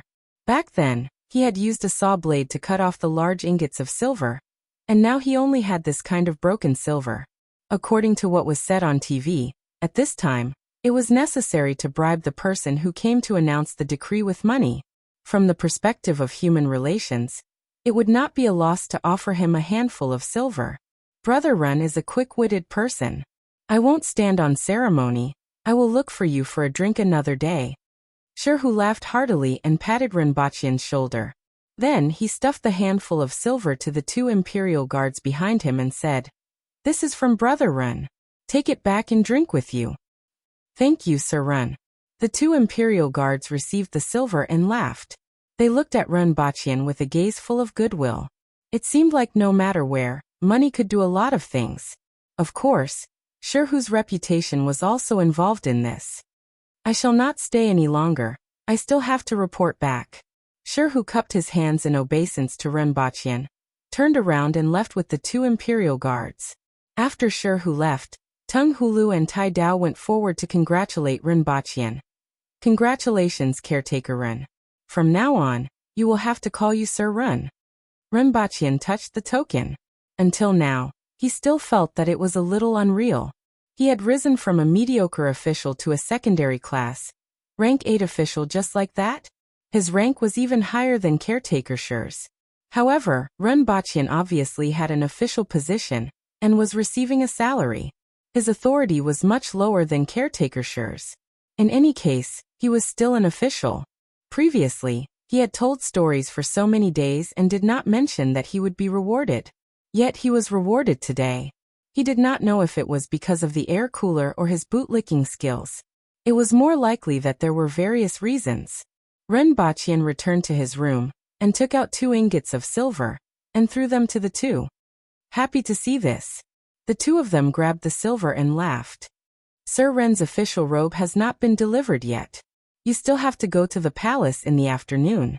I reckon it will be delivered before noon. Tung Hulu said. Renbaqian nodded. He had forgotten to ask about this matter just now. He was still inexperienced. He then asked curiously, What is the official position of that Shi who announced the imperial edict? He is a palace guard, but it seems like he will be promoted soon, Tung Hulu said. He then added, The palace guards are secondary class, rank 5. They are the most elite warriors who are good at fighting. However, they only have ranks and no official positions. They are different from people like Sir Run. Not long after, Caretaker Shi heard the news and rushed over. He cupped his fists and greeted Renbaqian. Greetings, Sir Run. Caretaker Shi, don't give me the cold shoulder, Renbaqian hurriedly said. Just call me Brother Run. That won't do. Now that your official position is higher than mine, I still have to address you as I should. Caretaker Shi laughed heartily. Sir Run is having a joyous occasion today. Later, get the kitchen to prepare a few tables so that everyone can bask in the joyous atmosphere. Tai Dao and Tung Hulu immediately went to inform Caretaker Shi. Alright, there is no one else. Brother Shi, just call me Brother Ren. This official position is a reward.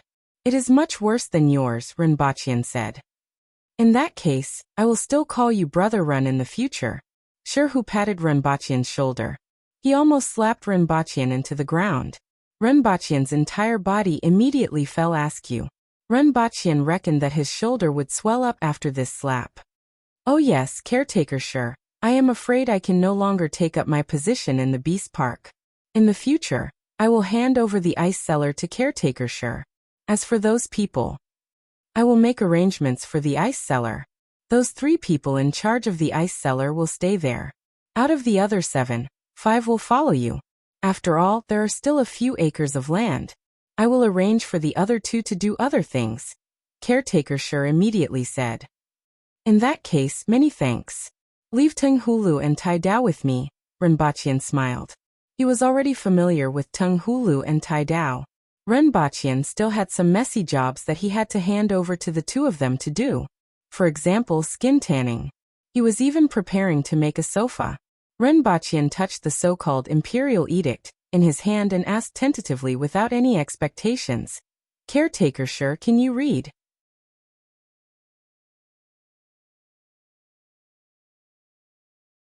Chapter 59. Renbachian had to admit that the basic quality of education in Dayo was indeed worrying.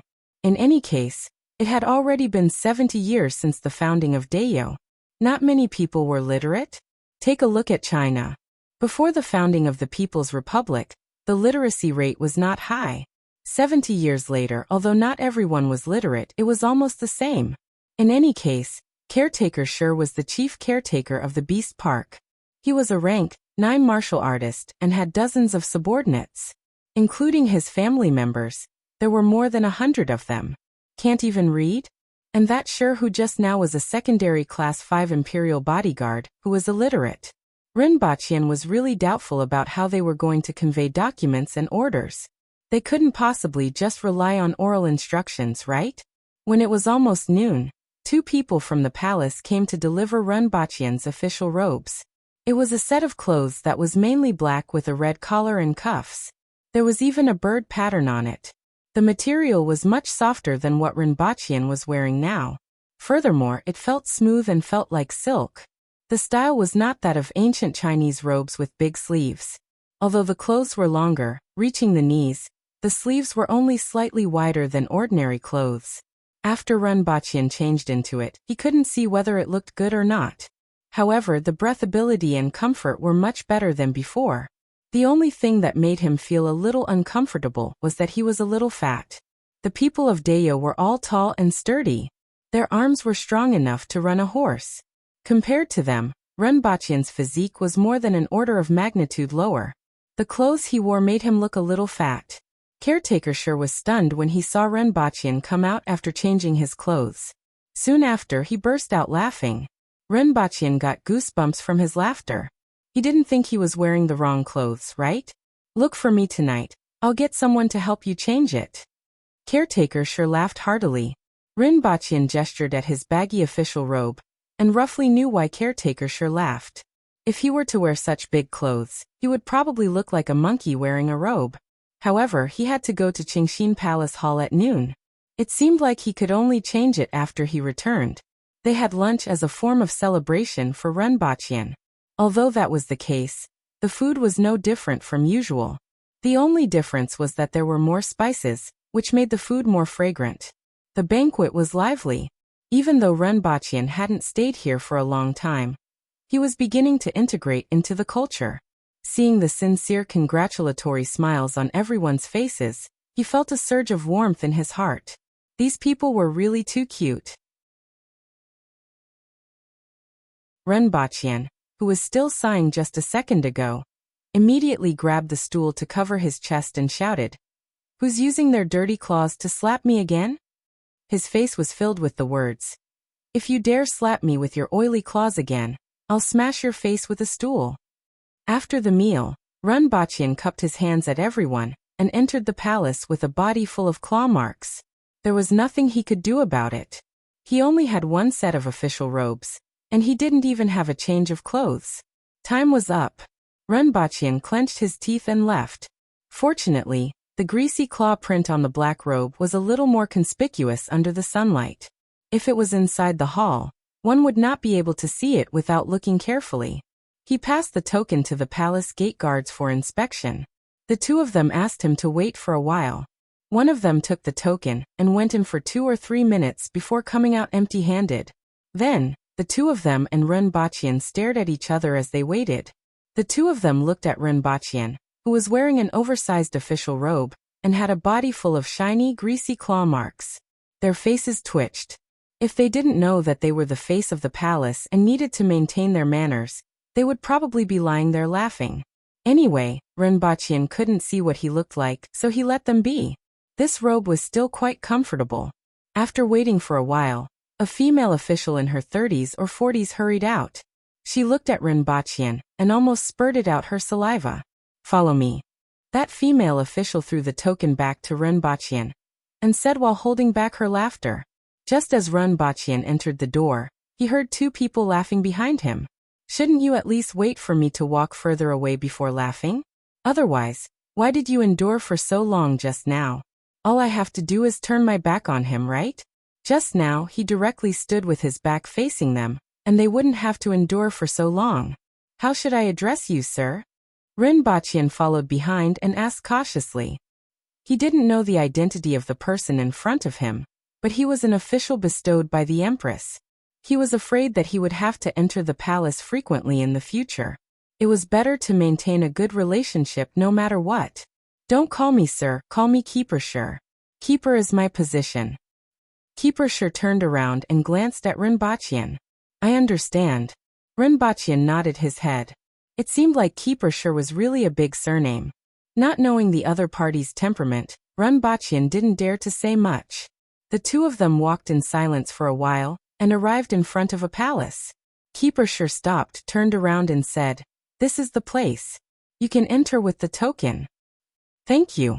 Renbachian cupped his hands and walked into the palace hall. This palace hall was about 2 stories high. It looked rather tall and occupied a large area. After pushing open the door and entering the palace hall, Renbachian saw a 16 or 17-year-old girl sitting behind a table. She was wearing the same clothes as the female official just now, and she was holding a paper book.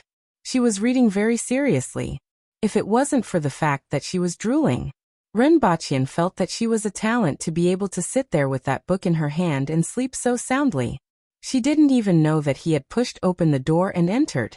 What made Renbachian even more astonished was that she could actually become a female official at such a young age. Renbachian saw that she was sleeping soundly and didn't disturb her. After taking a closer look, this female official was quite good-looking. Compared to the common Dayo women, she gave off a warm and fragrant vibe. He wasn't sure if it was because she didn't spend much time under the sun, but her skin was fairer. Furthermore, she didn't have that heroic and wild aura between her brows. After which, Renbachian sized up the palace hall again. He saw that there were rows of rooms in the palace hall. The place where he was standing now was a passageway. However, the passageway was wider and was at least 3 meters wide. The rooms on both sides were made of hollow wood. He could see that there were many scrolls and books on the shelves inside. Some were made of animal skin, and some were made of paper. Renbachian reckoned that they were all books. In that case, this should be the book vault. After sizing up the place, Renbachian had nothing to do. He leaned against the wall and stared blankly. After an unknown period of time, the book in the lady's hand fell to the ground with a thud. The lady woke up with a start. She hurriedly wiped her drool and bent over to pick up the book. She heaved a sigh of relief. Fortunately, she was the only one who saw it. Then she saw a man looking at her with a kind smile. "Ah." The girl's eyes suddenly widened like a frightened cat. Renbachian hurriedly put down the token in his hand and showed it to her. "I'm new here today." "Ah, I remember now." The lady suddenly realized and then hammered her own head. "I forgot about this. You are the new storyteller of Qingxin Palace Hall, right?" the lady said. Following which, she raised her head and said, "Why didn't you greet me when you came in?" It seemed like she was angry that someone saw her drooling while she was sleeping. "Seeing that you were sleeping soundly, I didn't have the nerve to greet you." Renbachyan laughed. The lady fiercely glared at him.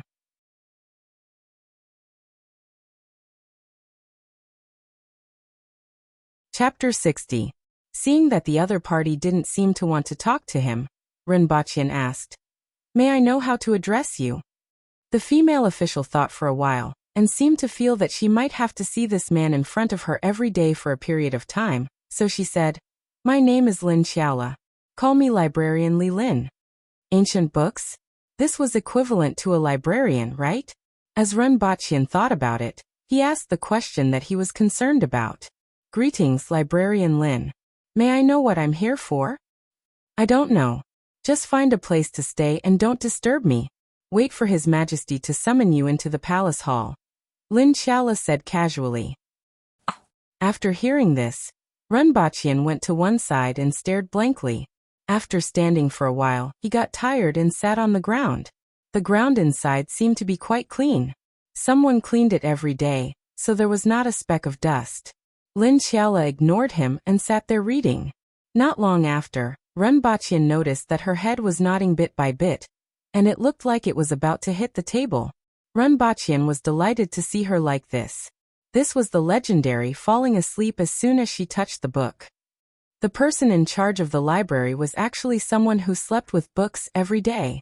It was somewhat different from his impression. Boom. Renbachyan spat out his drink when he saw that she was leaning against the table with her face. Librarian Lin was too much fun. He could watch her sleep for an entire afternoon. Lin Xiaola covered her nose and tears welled up in her eyes. When he realized that Renbachyan was staring at him, he scratched his head in frustration. "Why can't I control my sleepiness?" Someone saw him again. Her fine black hair instantly turned into a bird's nest, just like Mei Chao who had gone mad. "What are you looking at? Haven't you seen people doze off before?" Lin Xiaola was going crazy. Renbachyan held back his laughter, turned his head away, and silently added that there weren't many people who would use their faces to smash the table, especially when their faces were covered in saliva. After 3 to 4 minutes, Renbachyan reckoned that the other party had cleaned up. He turned his head and saw her pouting in a daze. When she realized that Renbachyan was looking at her, she immediately turned her head to the other side. The temperament of a little girl, Renbachyan thought to himself. Renbachyan was even more curious about how she managed to get her hands on the ancient books and records here. "Librarian Lin, can you read?" Renbachyan asked. "Of course." Lin Xiaola raised her head like a proud hen. "Can you teach me how to read?" Renbachyan laughed. He didn't know how long he would have to travel between these two worlds. He couldn't possibly be illiterate forever, right? There were so many books here. After he learned the words here, he could look for some books to read. Maybe there would be something he was interested in. "You can't read." Lin Xiaola widened her eyes in astonishment. The storyteller of Qingxin Palace Hall was actually illiterate? This was simply the biggest joke. Renbachyan spread his hands and said, "I really can't read. Can you teach me?" "No." Lin Xiaola turned her head away again. Renbachyan chuckled. He reckoned that Lin Xiaola, who had the temperament of a little girl, was inexplicably resentful. Let's talk about it when she forgets about it. Anyway, this matter was not urgent. After staying there for about an hour, 2 maids came in with cleaning tools. They cupped their fists and greeted Lin Xiaola, "Librarian Lin." It seemed like the common etiquette in Dayo was to cup one's fist in salute.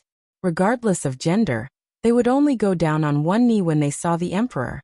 Lin Xiaola kept a straight face and nodded at the 2 maids. The 2 of them looked at Renbachyan curiously, and went in to clean up. Just as the 2 of them entered, an imperial guard came to the door and asked, "Is the storyteller of Qingxin Palace Hall here?" "Yes, I am." Renbachyan immediately jumped up from the ground, patted the non-existent dust off his butt, and walked forward. "Her Majesty is looking for you," the imperial guard said and let him out. Renbachyan initially thought that he would return to the palace hall, but after making a few detours he realized that the route was not right. The sound of an unknown musical instrument could be heard from afar. The sound was desolate and distant, and it gave people the feeling that it was full of simplicity and nature, just like the name of the aboriginals. Following the sound of this musical instrument, they finally arrived at a garden. The garden was filled with exotic flowers and plants that competed with each other in beauty. There were also some trees that weren't very tall. It wasn't as exquisite as the gardens in China. The flowers and plants here were a little messy, but it was full of vitality. A river that wasn't considered deep flowed through the garden, and there was a stone bridge over it. Not far from the stone bridge, the Empress, who was dressed in red, was sitting in a pavilion. Beside her, there was a woman playing an unknown musical instrument. Qing Yuan and Hong Yuan were standing not far away. No matter where the Empress was, she would always have these two people by her side. This made Ren Baqian realize that he could offend anyone in the palace except for the Empress, and these two people were the so-called close officials. There were no eunuchs in Dayo's palace, only female officials, maids, and imperial guards. These two people were definitely the most trusted aides of the Empress. "Greetings, Your Majesty," Ren Baqian said as he knelt on one knee near the Empress. "You are a fast learner." The Empress shifted her gaze to Ren Baqian, following which she was slightly stunned. Her eyebrows were raised at first, then slowly lowered. "How did you get yourself into such a sorry state?" The Empress's cold voice sounded. "I was careless in the afternoon. Please forgive me, Your Majesty," Ren Baqian quickly replied. Even though Dayo doesn't place as much emphasis on style as Great Xia, but since you are now an official, you have to be more careful. If I see you in such a state again, you will definitely suffer. It was rare for the Empress to say a few more words, but it made Ren Baqian break out in a cold sweat. "Yes, I know my mistake," Ren Baqian quickly replied. In his heart, he was cursing those fellows in the Beast Park. If it wasn't for them, he wouldn't have ended up in such a state. The Empress frowned slightly. "Where did you learn to say this from?" Ren Baqian laughed dryly. He couldn't possibly say that he learned it from television, so he could only say, "It's like this in China." "Have you been an official in China before?" the Empress asked faintly. Ren Baqian had never been a class monitor since he was young, let alone an official. In his heart, he was wondering if he should brag or something. In any case, there was no way to verify it. However, when he raised his head and saw the Empress's cold eyes, he immediately became terrified. He swallowed the words that were at the tip of his tongue, and shook his head. "I have never been an official," he muttered in his heart. Her eyes were really too sharp. It was as if she could directly see through his heart. He didn't dare to lie even though he was already at the tip of his tongue. "Continue with your story." The Empress leaned back slightly and said. Ren Baqian cleared his throat. Narrating the investiture of the gods with this bleak music gave him a special feeling. When he reached the part where the emperor wanted the minister to die, he didn't dare to not die. The Empress asked, "Is China like this?" Ren Baqian thought for a while and carefully replied, "There's another saying in China, water can carry a boat, but it can also capsize it." The Empress repeated this saying, pondered for a while and nodded. That makes some sense. The emperor of a country should take care of his own people. If his people can't even eat, what's the use of being the emperor? Naturally, his people will rebel. He had to admit that the Empress was indeed very intelligent. Even though she had never heard of such words before, she could immediately understand the meaning behind it.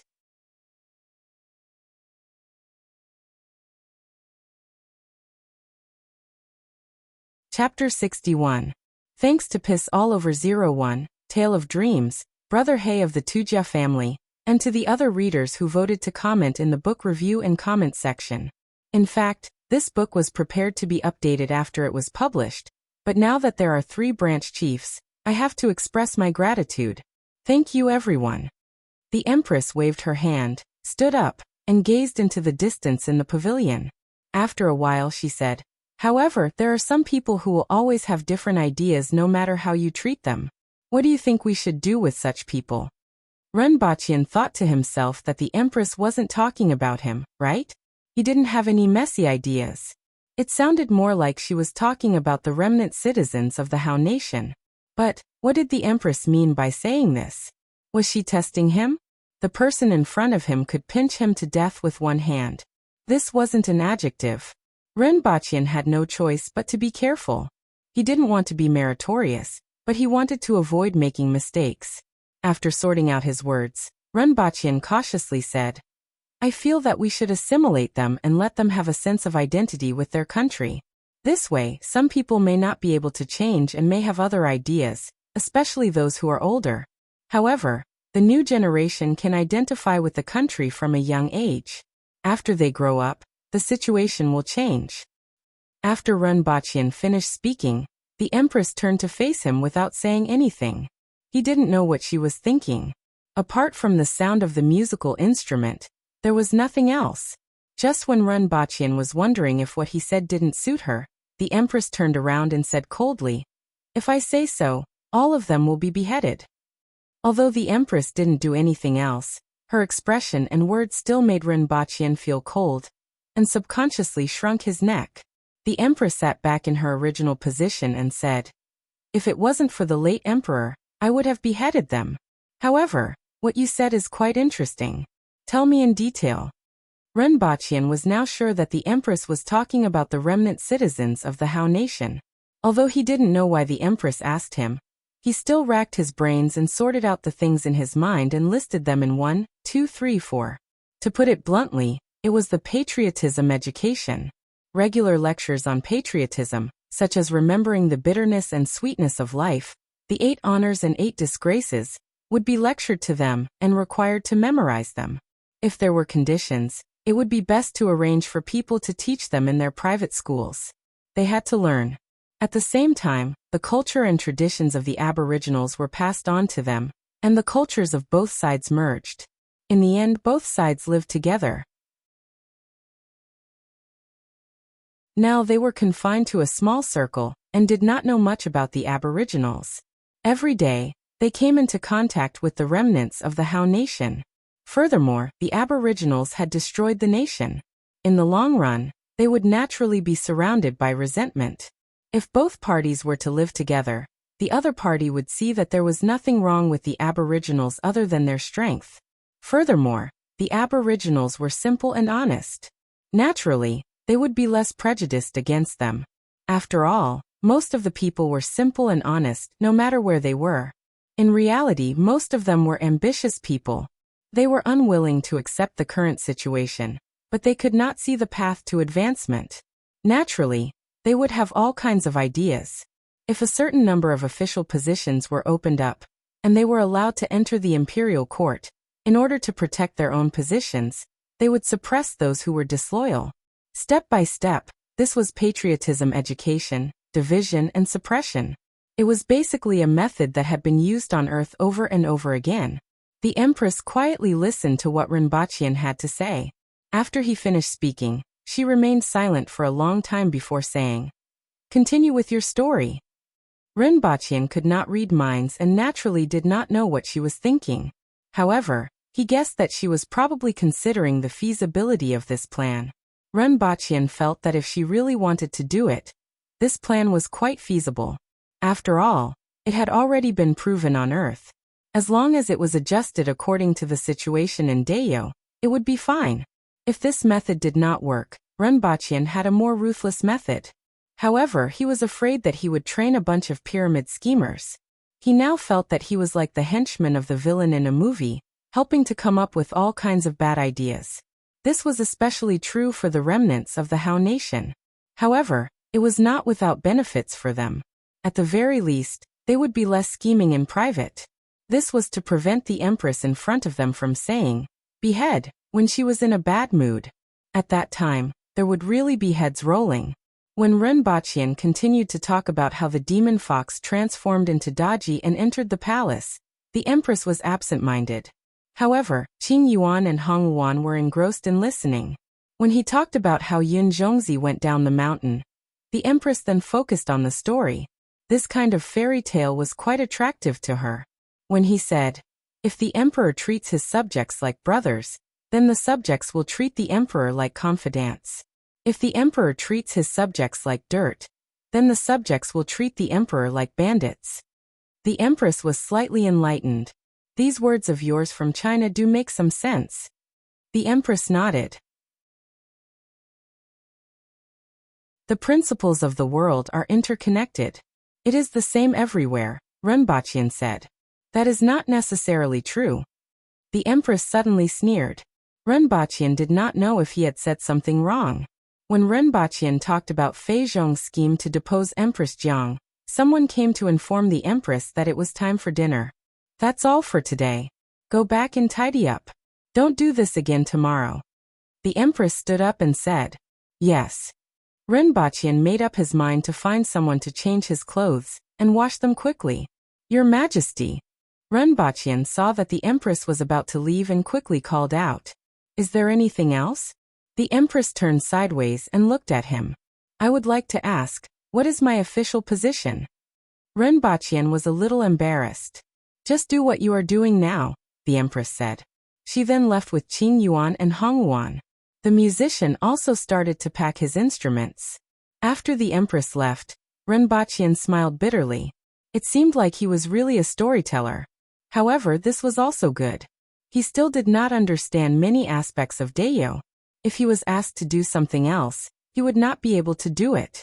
This was not Earth. If he made any mistakes, he would at most be scolded or fined. Renbachian followed the original route according to his memory, and only found the way out of the palace when he was about to reach Qingxin Palace Hall. When he returned, he took off his clothes and found someone to change them. He lay on the bed and immediately felt a little tired. His mind was mostly thinking about the Empress's reaction at that time, and guessing what she was thinking. Those remnant citizens of the Hao nation seemed to be very annoyed by the Empress. If not for the previous emperor's order, she would have killed them all. He did not know if his words could change the other party's mind and make her change her mind. After thinking about it, he felt that he had nothing better to do. He did not know what to do now. He had just become a storyteller in Qingxin Palace Hall, and was actually worried about the life and death of 20 million people. These things should be left to the Empress and those people in the imperial court to consider. He should first learn the words here and read more books when he had nothing to do. He should understand the situation of this world first. Maslow's hierarchy of needs categorized human needs from low to high as physiological needs, safety needs, social needs, respect needs, and self-actualization needs.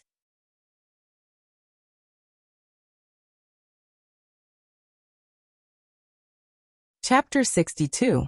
The next morning, Renbachian tried on the clothes that he had just washed and dried. It was not bad. Even though there was no mirror, he could feel that it fit his body.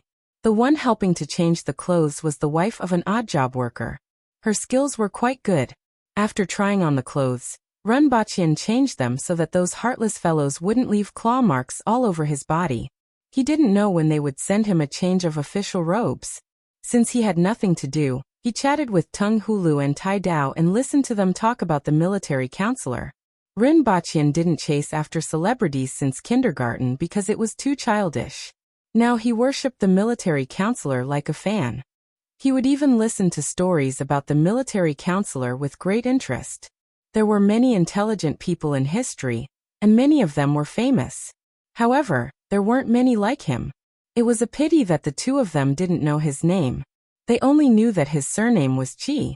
It seemed that very few people mentioned his name at that time. As a result, not many people knew his name now.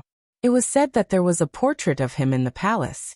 It was drawn by an aboriginal who was very artistic. Renbachian really wanted to see what it looked like when he had the chance.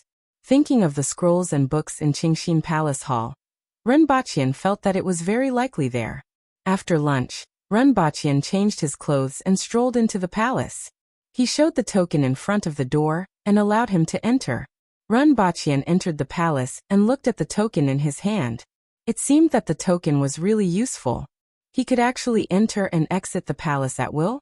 A person of unknown origin like him could actually give this thing to him. However, thinking of the Empress's fighting strength, Renbachian felt that she wouldn't put him in her eyes. Even if he stuffed a knife into his hand, he wouldn't be able to defend himself. Along the way to Qingxin Palace Hall, Renbachian saw Lin Xiaola sitting on the stone steps in front of the door. She was supporting her chin with her hand and her eyes were squinted. Renbachian couldn't figure out whether she was sleeping or not. Librarian Lin. Renbachian walked over to her and greeted her. Seeing that she didn't respond, he shook his head and didn't disturb her anymore. He let her be immersed in her dream. When he entered Qingxin Palace Hall, he saw another book on the table. This time it was a book made of animal hide. He didn't know how long it had been there, but it looked rather old. Ren Baqian picked it up and flipped through it. There were only a few dozen words on each page, and each word was like a drawing. However, there were a few characters that were similar to Chinese characters, such as San, Ri, Yun, and Wang. He just didn't know if they had the same meaning. Interspersed in the middle were a few pictures of people performing various actions. Secret manuals of martial arts? Ren Baqian immediately thought of this and immediately became excited. Even if he couldn't become an expert like the Empress, it would still be good if he could strengthen his body. He didn't need to give way to anyone he saw when he went out. It was really damaging to a man's dignity that anyone could beat 8 of him with one hand. It was a pity that he couldn't recognize the words on it. Many of the words looked similar, and he couldn't even remember them. After a while, Ren Baqian helplessly placed the booklet back on the table. Looks like I'll have to wait until I learn how to read. When it was almost evening, Ren Baqian was called into the hall to tell a story. Just as he was about to leave, he suddenly heard the Empress's voice. Are you going to disappear again tomorrow? Ren Baqian immediately broke out in a cold sweat. It was as if his body was petrified. He turned around with difficulty and forced a smile. Your Majesty's eyes are like pearls. Your foresight is like that of a deity. Your wisdom is outstanding. Your foresight is far-sighted, and you have the pearl of wisdom in your hands. I'm terrified and I'm in awe. It's true that I'm terrified. As for the rest, it's hard to say, the Empress said coldly. Forget it. I've said that as long as you do your best, I won't interfere. You may leave. After being beaten, Ren Baqian escaped from the palace as if he had been pardoned. After leaving the palace, he heaved a sigh of relief and wiped the cold sweat off his forehead. In just a short while, his back was drenched again. After going through the Empress's words in his mind, he was afraid that the words, "do my best," were what the Empress wanted to say. The matter of the salt well had to be put on the agenda as soon as possible. With the merits of the salt well and the sweet potatoes, his head would probably be more stable. Along the way, he lowered his head and walked while thinking. In the darkness, his head directly hit a wall and he took 2 steps back. When he looked up, he realized that the wall was Caretakershire. What's wrong? You look absent-minded, Caretakershire asked, startling a flock of birds in the surroundings. Ren Baqian took another 2 steps back before he composed himself and said, Nothing, I'm just thinking about something. How's the shaved ice shop? Caretakershire immediately became happy when he mentioned this matter. He took 2 steps forward and almost slapped Ren Baqian to the ground. After that, he laughed heartily and said, Brother Ren, you're awesome, haha. If we do as you say, the shop would be extremely busy for the next 2 days. Ren Baqian rubbed his shoulder and grimaced in pain. Just now he wanted to dodge but failed. Caretakershire's movements were much faster than his. As long as the business is good, it's good. However, don't slap me. Ren Baqian saw Caretakershire raise his palm again, and hurriedly jumped far away like a rabbit. Caretakershire laughed a few more times. It was obvious that he was really happy. Caretakershire stretched out his palm and said, These 2 days we have been selling 1 to 200 bowls a day. It's a shop. A bowl costs 5 copper coins, so 1 million coins would be 5 taels of silver. In other words, they could earn 7 to 8 taels of silver a day, and the profit would be at least 60%. In other words, they could earn 4 to 5 taels of silver a day, and in a month, they would earn 100 taels of silver. As for the money for the shop and the labor, they did not have much left. After deducting them, they would have at least 80 taels of silver a month. The 2 shops added up to a total of 160 taels. If they split the profits, each person would get 80 taels. To Caretakershire, whose monthly salary was only 6 taels, it was equivalent to his annual salary. No wonder he was so happy. However, Ren Baqian's attention was completely focused on Caretakershire's palm. No matter how hard he racked his brains, he could not figure out how Caretakershire's 5 fingers had anything to do with 1 or 2. Were the people of Dayo all like this? Just by gesturing a number, He would stretch out all 5 fingers? After listening to caretaker Shi's words, Renbachian nodded his head slightly. Earning money was within his expectations. In fact, it was slightly less than what he had expected. After all, Dayo was so hot. This kind of shaved ice would definitely sell well. Some of the people who sold ice cream on the pedestrian streets in China earned quite a lot in a month. Furthermore, the weather here was even hotter. Furthermore, this was an exclusive business. Renbachian reckoned that he would be able to sell more shaved ice cream after word of mouth spread.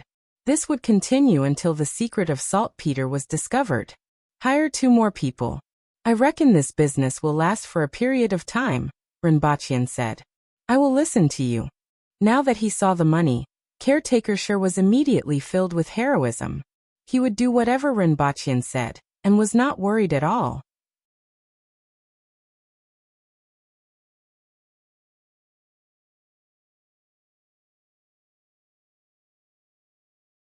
Chapter 63. When he woke up, he was back in his bedroom in China. When will it end? Renbachian rubbed his face and sat up from the bed. He did not need to worry about China anymore. A collaboration with the Chun family for the black mud cream recipe was enough for him to eat for the rest of his life. Now he had to stabilize his position in Dayo. At the very least, he wouldn't lose his head one day. After sitting on the bed in a daze for a while, he saw that the sky had already started to brighten. He opened the window and a gust of cold wind blew in. It's getting colder, Renbachian muttered to himself. The time between the 2 sides was not equal. Basically, a round trip would take 12 days, and 3 trips would take more than a month. He only felt that 10 days had passed, but in reality, a month had passed. Therefore, he felt that the climate change was particularly abrupt. Another reason was that after returning from that world, he felt that the air in the city was especially turbid and had a pungent smell. This made him more and more reluctant to go out. After standing in front of the window in a daze for a while, Renbachian thought that it would be great if he could see the profits from the black mud cream earlier. At that time, he could buy a small island and live on it without having to endure this turbid air. However, he also knew that the black mud cream was destined to take a long time to reap results. 3 to 5 years was considered short. Not to mention the research and development of the drug and the subsequent experiments, just building a pharmaceutical factory from scratch was not a simple task. It seemed that he still had to think of ways to earn more money. Distant water cannot quench present thirst. After thinking about it, he realized that there wasn't anything that he could bring back to Dayo to make money from. Would he dare to sell pandas? Even he didn't dare to use the sharp-toothed tiger's skin. There was no such creature on Earth. The closest one was the sword-thorn tiger, which had gone extinct hundreds of millions of years ago. Basically, whatever they had on Earth, they didn't dare to take it out. Or even if they did, they wouldn't have much value. He didn't dare to take out things that Earth didn't have. Unless it was something like a prescription, but the benefits were still too slow. He could earn about 80 taels of silver a month.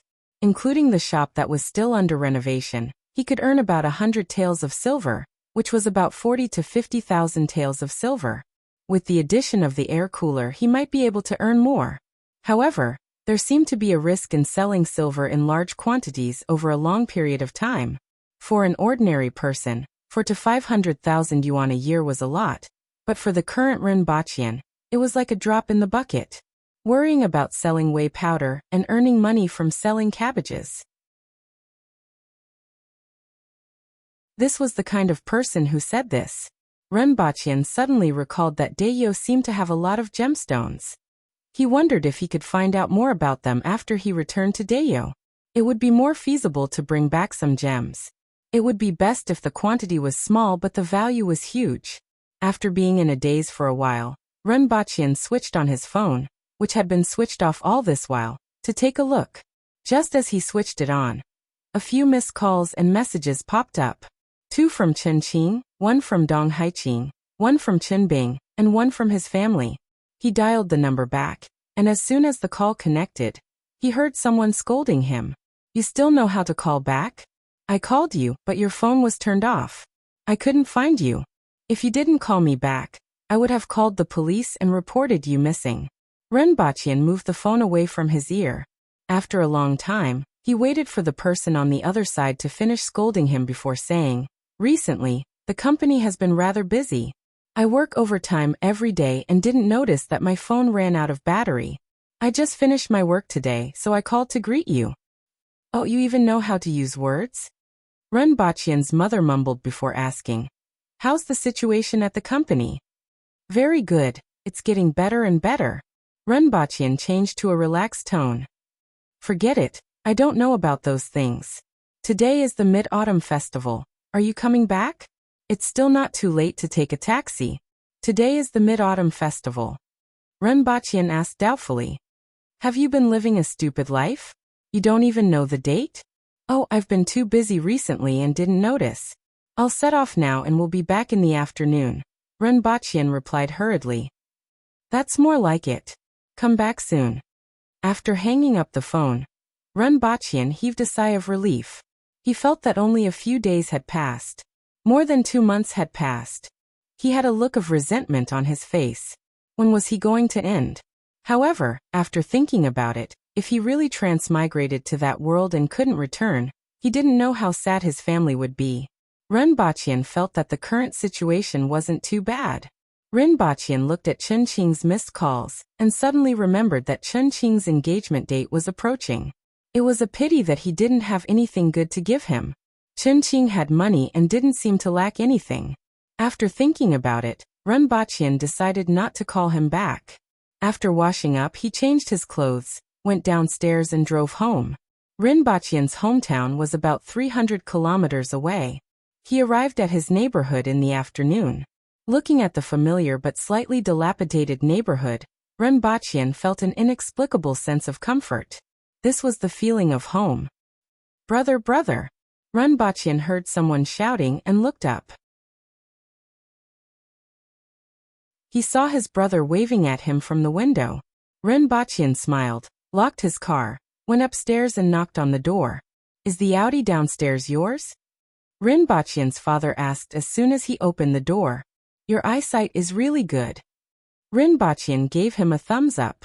"Nonsense, it's not like you don't know that I have telescopic vision."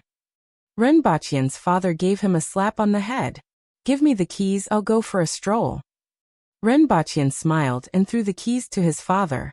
He knew that his father had always liked cars, but he had 2 children to support. After so many years, he had only bought a second-hand Alto to use as a means of transportation. Therefore, when he saw this car, he couldn't help but feel excited. "Look at you, it's just a car. What's so good about driving?" His mother's voice came from the kitchen. His father ignored her, took the keys, and rushed out excitedly. "Brother, do you have a gift for me?" Ren Baqian's brother surrounded him as soon as his father left. Ren Baqian's brother, Ren Wanyan, was in his 3rd year of high school this year. He was taller than him, more handsome, had good grades, and was cheerful. It seemed that all the good points of the family were concentrated on him. However, between the 2 brothers, one was Ren Baqian, and the other was Ren Wanyan. It could be seen that their parents had high expectations for them. Regarding this expectation, Ren Baqian only wanted to say, "I really can't do it. I'll buy you a mobile phone tomorrow." Ren Baqian looked at his brother's height, and the fact that he could definitely rely on his looks to make a living. He couldn't help but feel envious and jealous. "Thank you, brother." Ren Wanyan immediately beamed with joy. Ren Baqian put down the things, went into the kitchen, and saw that they were all his favorite dishes. It seemed like they had just started cooking. It seemed that his mother had been preparing for the whole morning, and was waiting for him to come home. She was afraid that he wouldn't be able to eat hot food. "Since you are back, go to one side and don't be a hindrance." His mother's words threw the little bit of warmth that had just risen in Ren Baqian's heart into the gutter. He touched his nose and went to sit on the sofa. "Brother, what does your company do?" Ren Wanyan moved to Ren Baqian's side and asked. "Medicine." "Medicine? Brother, when did you learn about this?" Ren Wanyan asked curiously. "Your brother knows a lot." Ren Baqian had a proud look on his face.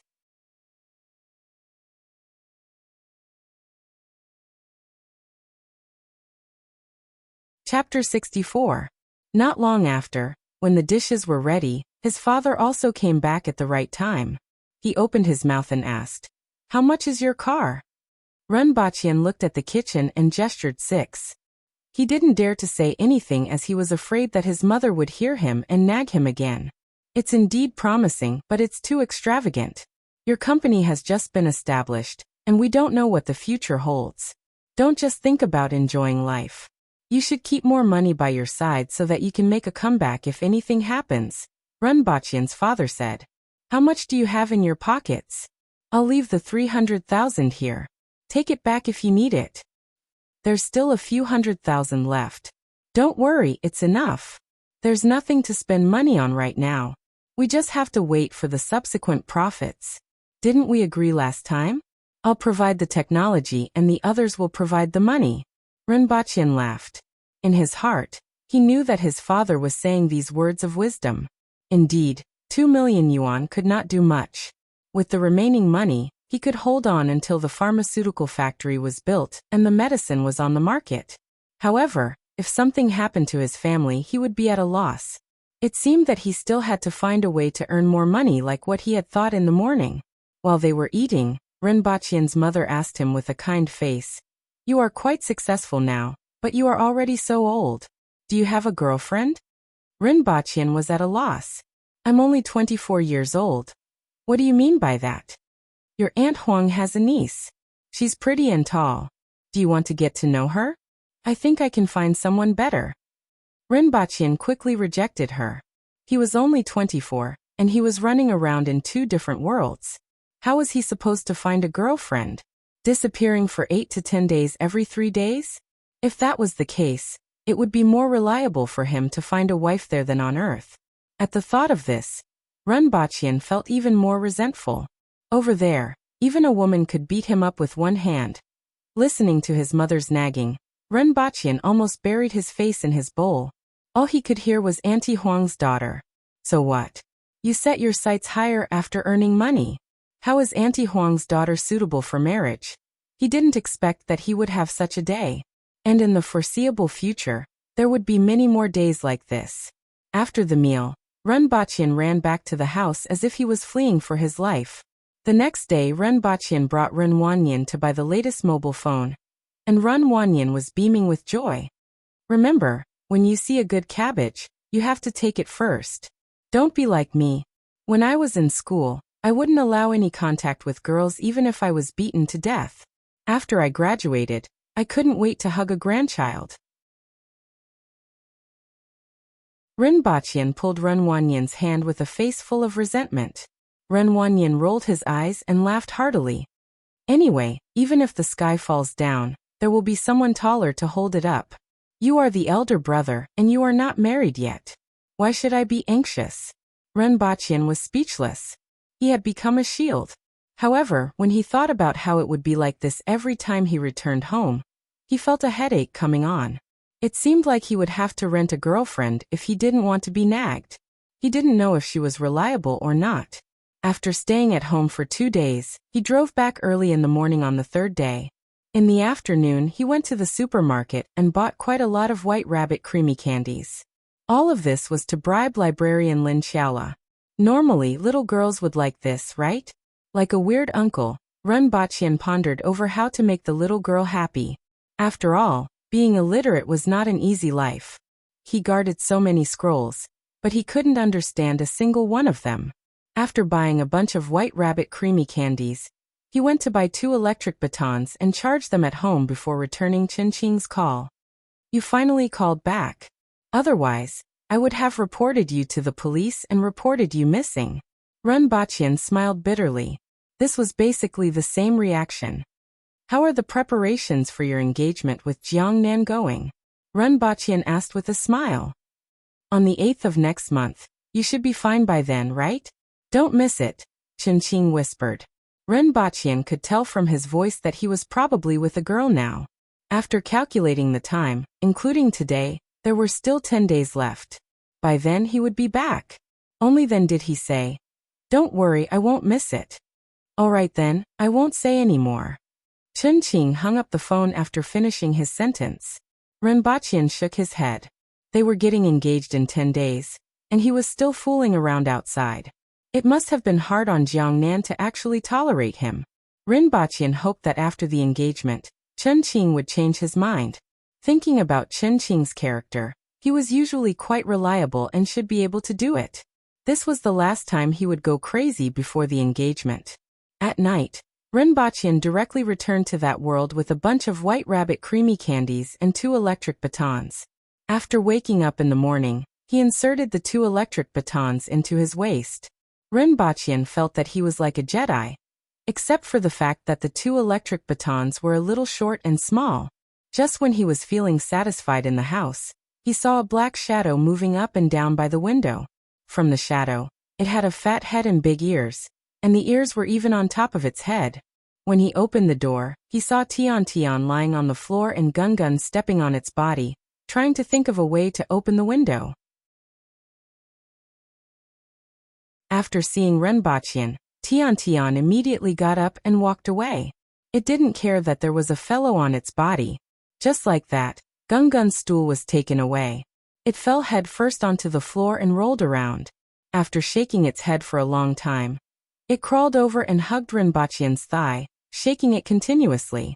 Rinpoche teased the 2 little fellows for a while, and went to get a basket of bamboo leaves for them. In the morning he went to the fields for a walk. When he was about to return, he saw a badly battered caretaker striding towards Rinpoche. As he walked he shouted, "Brother Ren, why can't you use your sex secret treasure?" "Can't use it?" Rinpoche was slightly puzzled. "Let me take a look. Also, what happened to your face?" Rinpoche took it and immediately poked it at caretaker Shi. The badly battered caretaker Shi looked at Rinpoche and laughed heartily. He almost slapped Rinpoche into the ground again. "It's out of battery." Rinpoche hid far away from him and said doubtfully, "Logically speaking, it should be able to be recharged more than 10 times. Why did it run out so quickly? How do you charge it? Do you want to be struck by lightning during a thunderstorm to recharge?" Caretaker Shi asked curiously. Rinpoche looked at him silently. Be struck by lightning during a thunderstorm to recharge? Good idea. Li Yuanba probably had the same idea. The 2 of them must have a common language. However, the ancient people knew too little about electricity. Their knowledge was also very simple. It was normal for them to think this way. "Why did it run out so quickly?" Rinpoche asked. He was curious about what Caretaker Shi did with this thing. He thought about Caretaker Shi's character. His 2 eyes were like national treasures. His face and the corners of his mouth were swollen with blood clots. Rinpoche felt that something must have happened. Sure enough, it was as Rinpoche expected. When Caretaker Shi heard Rinpoche's question, he laughed heartily. With a proud look on his face he said, "Those fellows still dared to show off to me. I fought against 8 of them."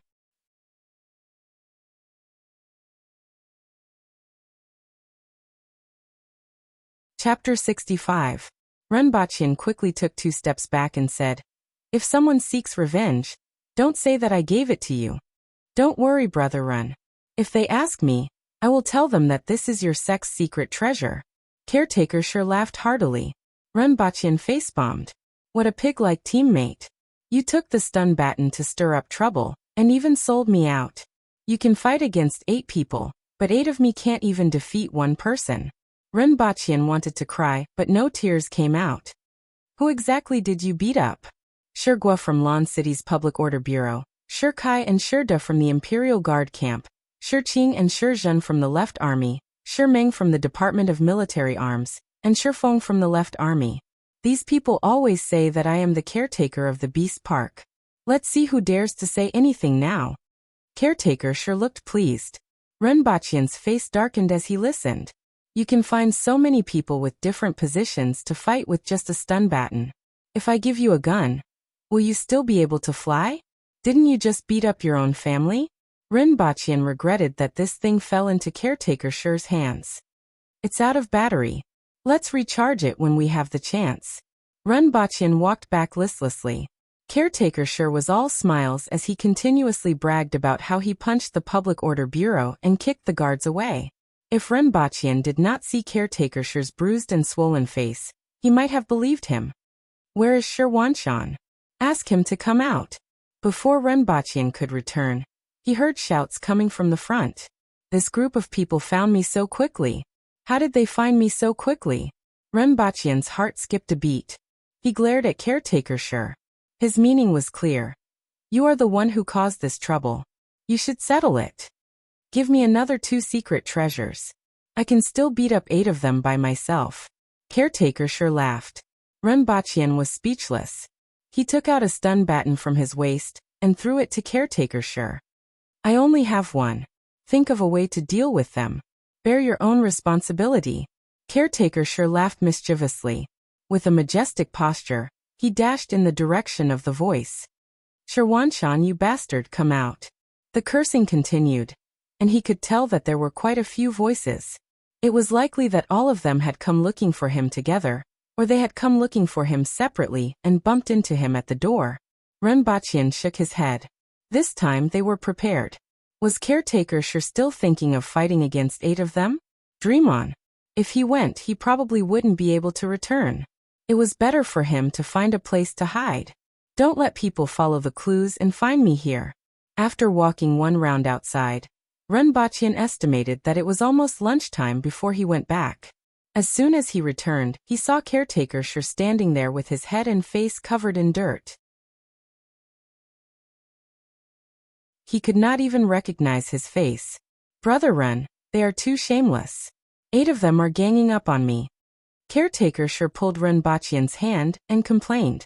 Previously, you said that you could defeat all 8 of them by yourself. Renbachian couldn't help but complain. I fought them one by one.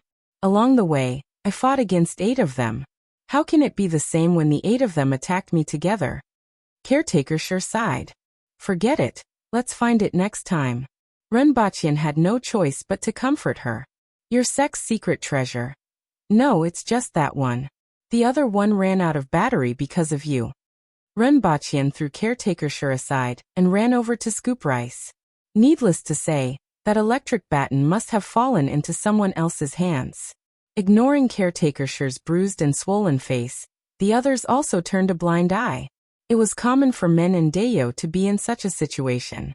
They even teased him a little. First, I fought against 8 of them. I punched the Public Order Division and kicked Swajun. Then the 8 of them attacked me together. I was outnumbered. Caretaker Shi refused to relent and insisted that he once fought against 8 of them. The odd job workers in the courtyard roared with laughter. The hierarchy in this world wasn't that strict. These odd job workers were like company employees while Caretaker Shi was like the company manager. Both parties could still make harmless jokes. This made Renbachian feel rather comfortable. After lunch, Renbachian carried half a bag of white rabbit creamy candies and entered the palace. While walking, he threw one into his mouth. It tasted pretty good. It had a strong milky fragrance. No wonder it had lasted for so many years. He chewed as he walked. When he arrived at Qingxin Palace Hall, Renbachian liked to chew. He found it troublesome to keep it in his mouth. Lin Xiaola sat on the chair. This time, she finally heard the sound of Renbachian opening the door. She drowsily opened her eyes. After seeing that it was Renbachian, she yawned and prepared to continue sleeping. This is for you. Renbachian took out 3 white rabbit creamy candies and threw them on the table. What's that? Lin Xiaola finally opened her eyes when she heard about food. It seemed that foodies weren't just an attribute of Earthlings. It was the same for people from the other world. Looking at the 3 little things on the table, Lin Xiaola snorted. Humph, you want to bribe me with these things? This is for you. Try it. I'm sure you haven't eaten it before. Renbachian took out another candy from his bosom, removed the wrapper, and threw it into his mouth. He looked like he was trying to abduct a little girl. Lin Xiaola looked disgusted. Her hands moved quickly and copied Renbachian's actions. She removed the wrapper and threw it into her mouth. Oh! Lin Xiaola's eyes widened. She looked like she had eaten something good. She wiped the table with her claws and the 2 candies were gone. Then, she said to Renbachian with an unclear voice, "What do you want to do?" "Teach me how to read," Renbachian replied. "I knew you were up to no good. 100 a day. This thing." Lin Xiaola immediately fell under the taste of the white rabbit creamy candies. She showed 2 of them to Renbachian and haggled. 10. This thing is very rare. You haven't seen it before, right? How can you make 100 such exquisite candies a day? Rinpoche said. 100 candies wasn't a lot. 1.5 bags were worth about 40 yuan. It was much cheaper than hiring a teacher. However, he still had to bring them over from the real world. Furthermore, it was quite troublesome to bring a bag of candies into the palace every time. 50. Lin Xiaola hesitated for a long time. Finally, she stretched out her hand and spread her 5 fingers. Rinpoche was gratified. She was indeed literate. He finally met someone who could count. However, he said 15. I really can't have too many. It's too troublesome to make them. Finally, after haggling, they settled on 20 pieces of candies a day. After that, Rinpoche was elated. He could finally learn how to read. Let's start today. Tomorrow, I will sleep for a while more. Lin Xiaola immediately closed her eyes and laid her head on the table. 20. What about here? Rinpoche helplessly took out a handful of white rabbit creamy candies. Yes. Lin Xiaola immediately opened her eyes wide. Teach me how to read first, Rinpoche said. Give me this first. Lin Xiaola didn't back down this time. I will give you 10 first. I will give you the rest after I finish learning today. Rinpoche continued to haggle like a hawker for a few candies.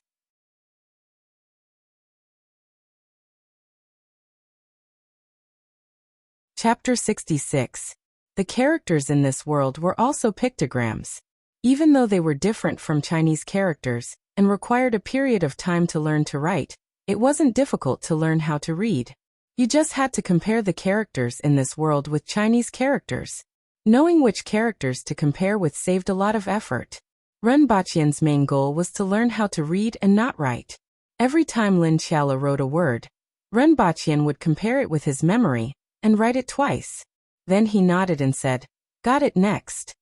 Lin Xiaola was surprised that he learned 40 to 50 words in one afternoon. Have you really memorized them? Lin Xiaola asked curiously. Rinpoche found all the words that he had just written, pointed at them one by one and said, "This is Da, this is Yao, this is Her Majesty, this is Her Majesty."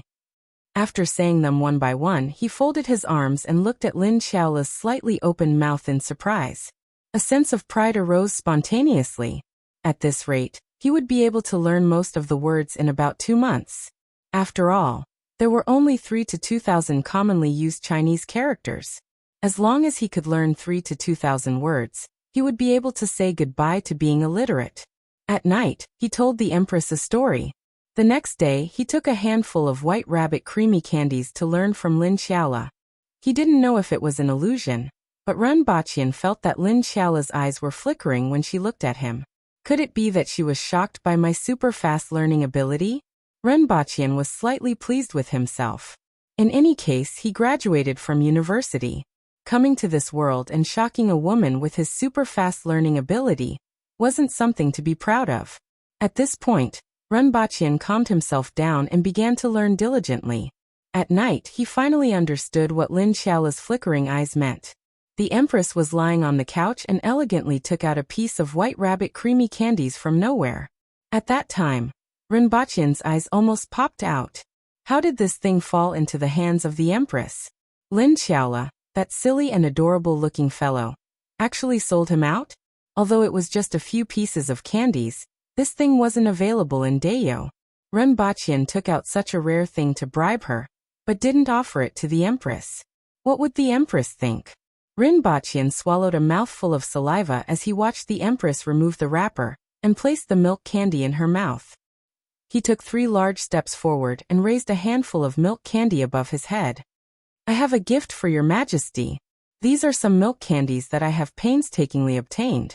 Although they are not very precious, they are exquisitely made and taste sweet. I dare not keep them for myself, so I have specially come to offer them to your Majesty."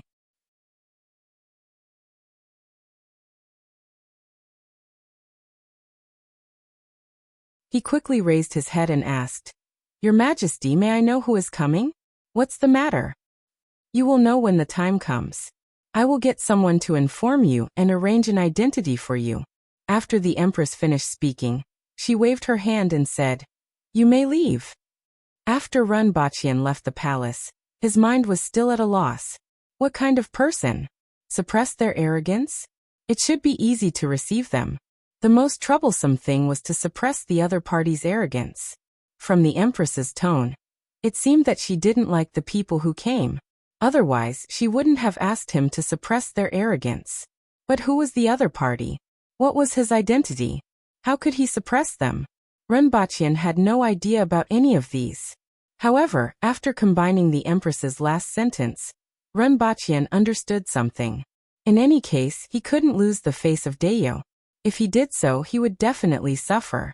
As for the rest, he had to understand what was going on first.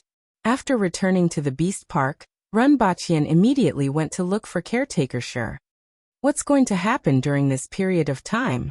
Runbachian asked. Caretaker Sure was a little confused. He didn't understand what Runbachian meant. Today, Her Majesty said that someone will be coming to deliver gifts during this period of time. Caretaker Sure pondered for a long time and counted with his fingers. Finally, he came to a realization and patted Runbachian's shoulder. So it's Her Majesty's birthday celebration. Every year, many people from Great Xia, the Yun Nation, and the Chen Nation will come to celebrate Her Majesty's birthday. Many of them are the sons of those so-called aristocratic families. However, their physiques are like little chicks. It's not enough for me to strangle them. Runbachian felt that his physique was like that of a little chick. However, why are they coming to celebrate Her Majesty's birthday? Runbachian was puzzled.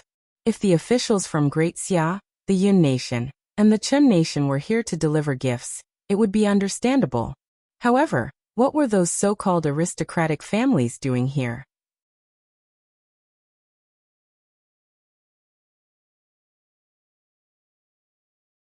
Chapter 67. After hearing Caretaker Sure's explanation, Runbachian immediately understood. Occupation, Empress. Strength. 7th in the world. Wealth. Owns an entire nation. Appearance. Fair skin, beautiful and alluring. Such a person, no matter where she was placed, would be a proper fair, rich, and beautiful lady among fair, rich, and beautiful ladies. It was very normal for people to have designs on the Empress. Therefore, every time the Empress celebrated her birthday, there would be many rich and powerful people from the other 3 nations rushing to Dayo. Every one of them was like livestock in heat, trying to get the Empress's attention. This was the only time they could come into contact with the Empress. Runbachian also understood why the Empress asked him to help with the reception. After all, these people were here to deliver gifts. She couldn't possibly let them stay in an inn by themselves. She had to make some arrangements as the Empress still wanted to save face. However, even though this group of people were here to deliver gifts, some of them definitely annoyed the Empress. She had been wanting to slap them for a long time. For some reason, she didn't say much about this matter, so she skipped a sentence. However, her meaning was clear. No matter what, they couldn't embarrass Dayo. This sentence was more particular. How was this considered embarrassing Dayo? If the Aboriginals were to do this, they would probably talk about how big their fists were when they were talking about poems and songs. When they were talking about romance, they would compare whose legs were thicker. After all, it was the Empress's birthday celebration. They couldn't possibly be bruised and swollen. Therefore, a talent like him who suddenly appeared in front of the Empress was used as a substitute. She didn't care how good he was. In any case, it was like this every year. No matter how bad he was, he wouldn't be worse than the previous years. Therefore, he simply put himself on the stage. Thinking about the people who might come, he reckoned that they were the elites of the younger generation. Those who weren't confident would definitely not come. The Empress actually asked him to suppress these people? Runbachian felt that it would be good if he wasn't suppressed by them. If he was not careful, he would become a prop or a stepping stone for them to show off. In an instant, Runbachian felt unwell. Thinking about the Empress's words, Runbachian felt that if he really became a stepping stone, the Empress would make him a stepping stone for the rest of his life. Thinking about that, damn it, I will fight it out with them. Runbachian's face was full of murderous intent. What are we fighting for? Caretaker Sure raised his head blankly. When is Her Majesty's birthday celebration? Runbachian asked. There's still one more month, probably? Caretaker sure replied uncertainly. Why did His Majesty mention this to you today?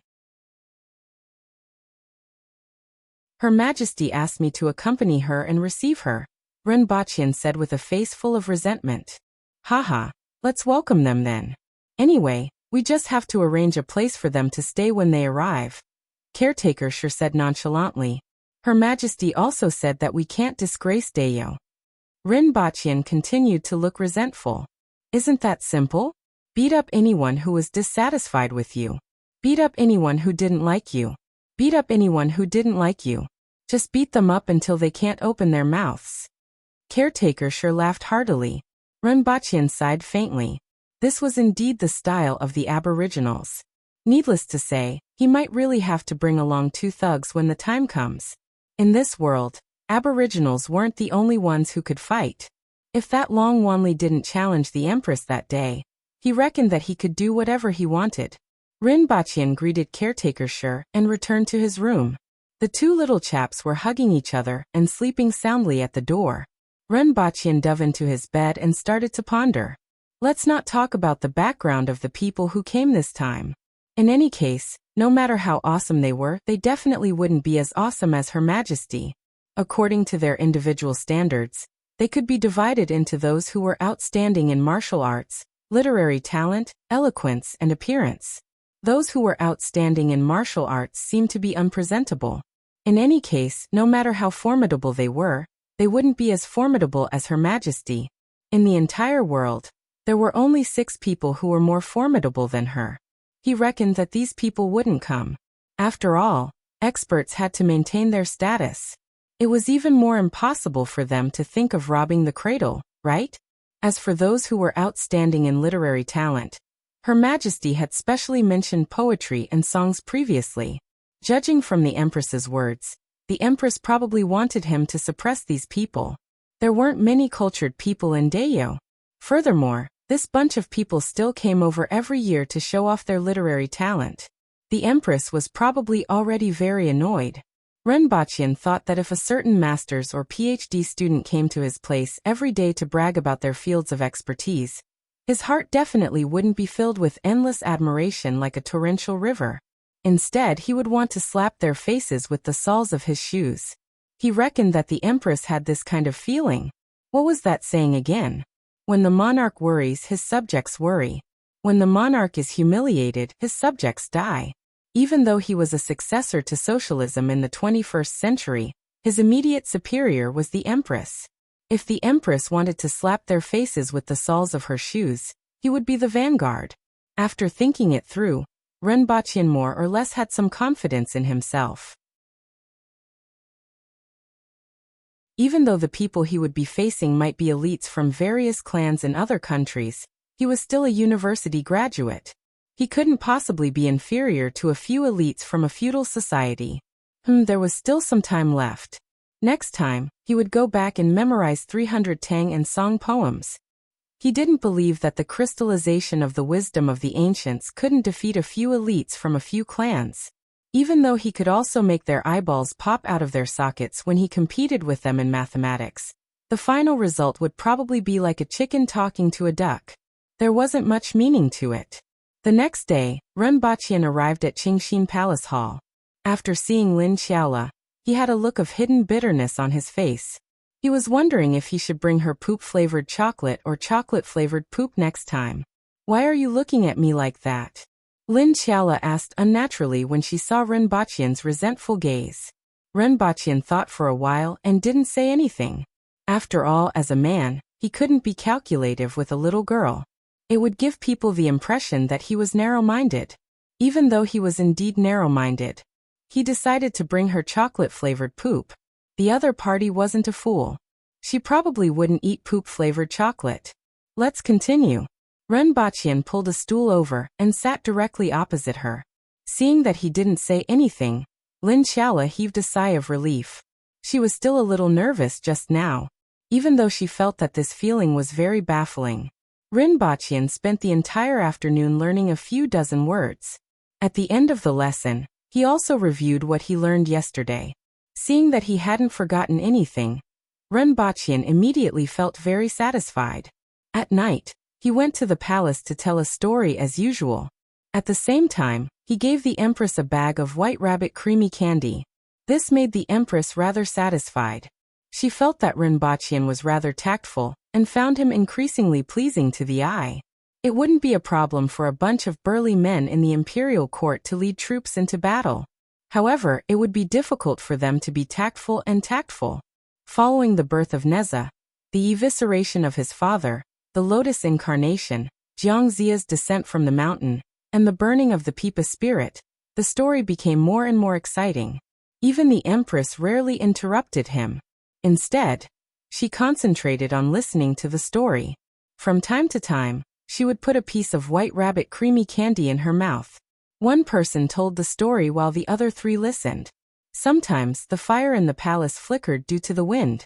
Renbachian suddenly felt that this kind of atmosphere was a little suitable for telling a ghost story. However, when he thought about the Empress's fighting strength, Renbachian felt that it was better to forget this idea as soon as possible.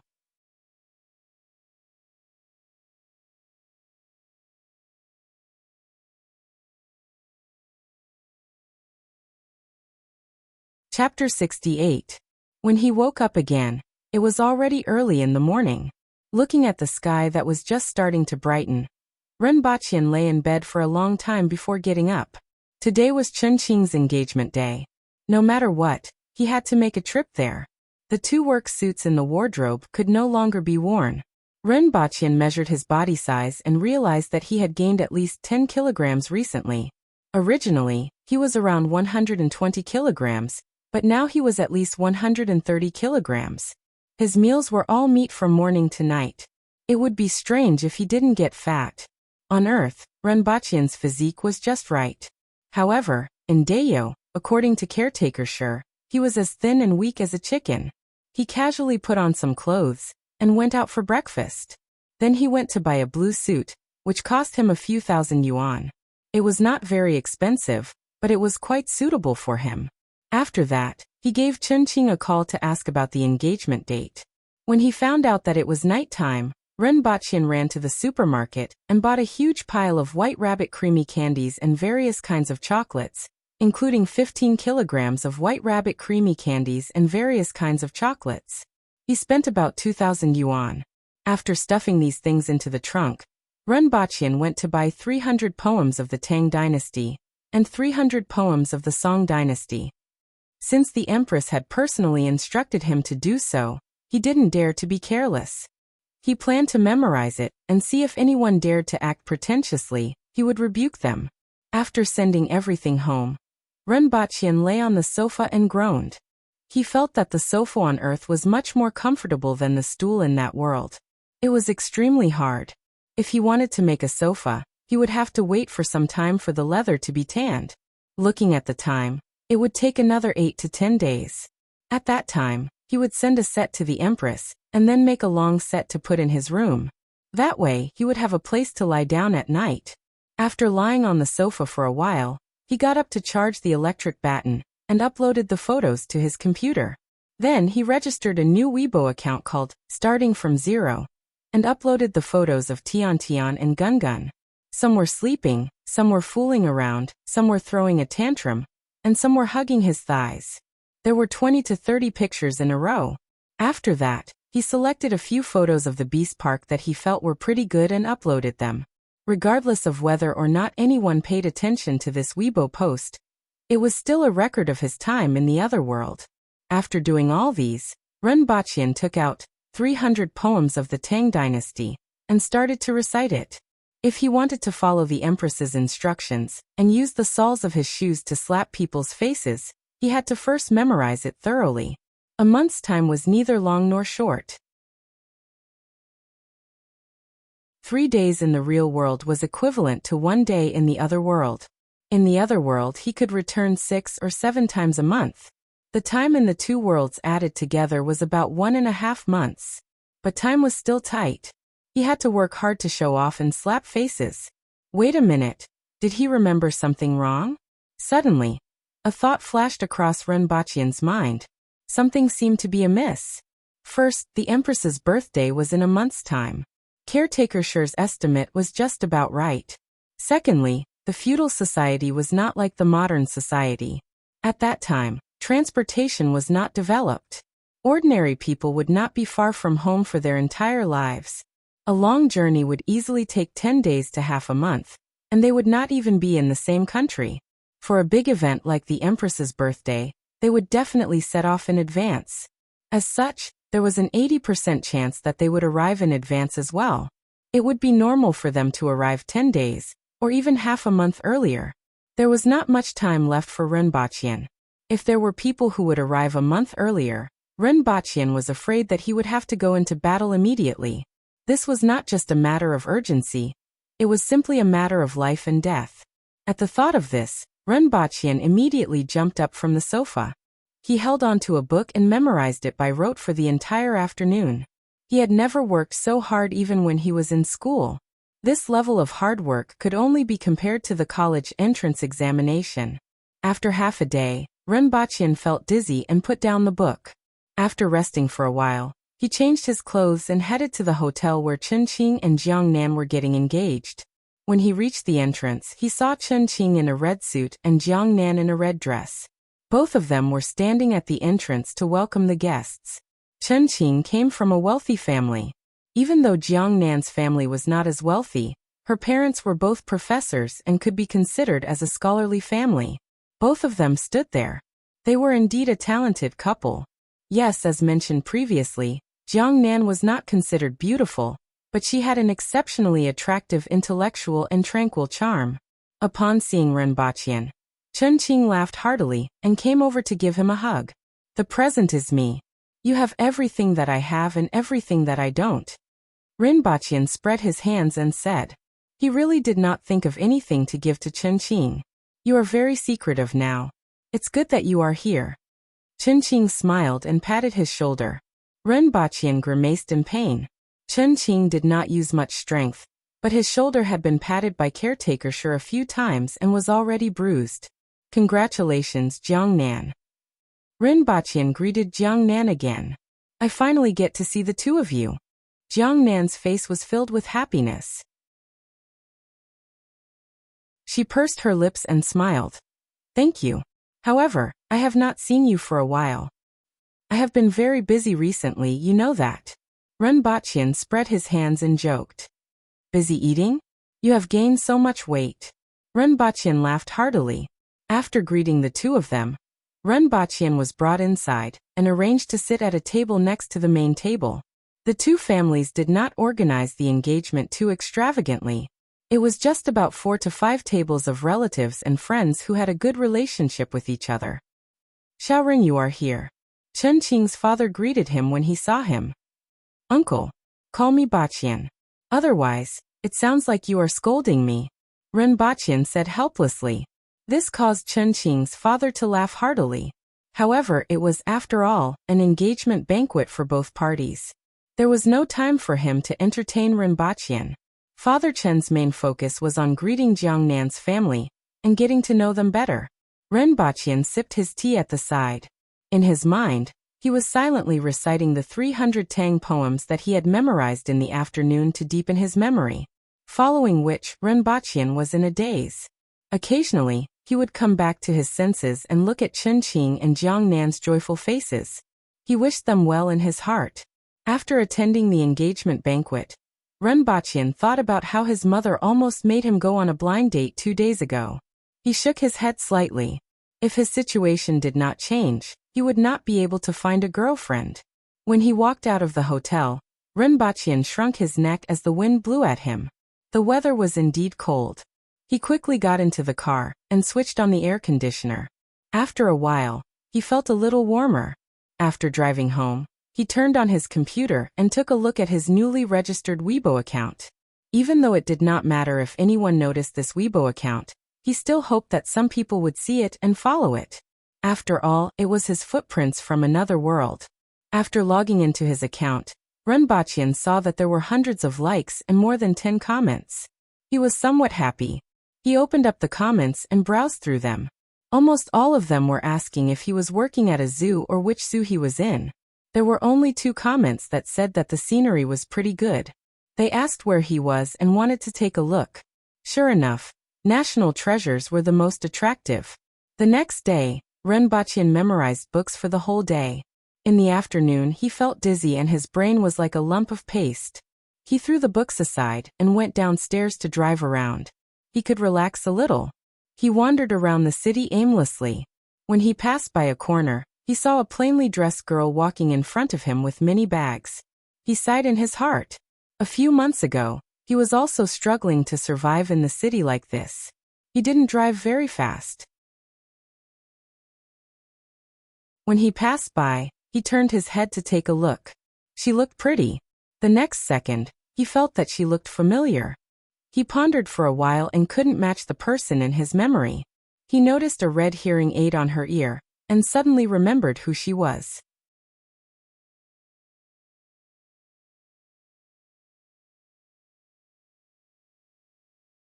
Chapter 69. Renbachian looked at her walking by the roadside with her bags. It seemed like she was going to move or go to the train station. He felt a little sympathy for her. After all, he used to be like her. He knew that it wasn't easy for a young person to survive in this city, let alone a disabled girl. Renbachian had nothing to do and met this girl who gave him a good impression. He stopped the car not far away, opened the door, and walked to the back of the car. "Do you remember me?" Renbachian walked in front of the girl and asked loudly. He didn't know how loud he should be for the girl to hear him. "Last time at a restaurant, a classmate of mine drank too much." He suddenly jumped out like a robber, and the girl was shocked. After seeing the person in front of her, she recalled carefully and showed a look of sudden realization. "Do you need help?" Renbachian saw her expression and knew that she remembered him. The girl put the luggage she was carrying on the ground, took out a small notebook from her pocket, and wrote, "I remember, thank you. Do you need help?" Renbachian pointed at the luggage again. "Where are you going?" "I can do it myself, thank you," the girl wrote. "Are you going home? To the station?" "I lost my job and changed my residence. I used to live in a dormitory." Renbachian was slightly stunned. He didn't expect her to not live there anymore. Although it wasn't difficult for ordinary people to find a job, it was much more difficult for her. After all, not all bosses would accept a disabled person in their shop. But thinking about it, she should have some support groups for the disabled, such as WeChat groups, to help her find a job. "Where do you live? Let me send you there?" Consider it an apology for my classmate's rudeness. "Anyway, I have nothing to do and am wandering around." Renbachian was telling the truth. He really had nothing to do now. During the day, he had memorized Tang poems. Now he was wandering around aimlessly. He was completely out to relax. The girl showed a distressed expression. It was indeed difficult for her to carry these things. Although the place she wanted to go wasn't far, it wasn't near either. It's hard to get a taxi in this area. Seeing her expression, Renbachian picked up one of her luggage and said, "Don't worry, I don't have any bad intentions. I just want to apologize for what happened last time. Since I have nothing to do, I will help you if I can. Looking at the things you're carrying, it shouldn't be too far. It won't take me much effort." Seeing this, the girl finally nodded. After getting into the car, she flipped open a thank you message and showed it to him. Renbachian waved his hand. "Which way?" The girl wrote down an address. Renbachian took a look at it and entered it into the navigation system. It wasn't too far away. If he were to walk, it would be about 1 kilometer. However, it would indeed be somewhat troublesome to carry these things.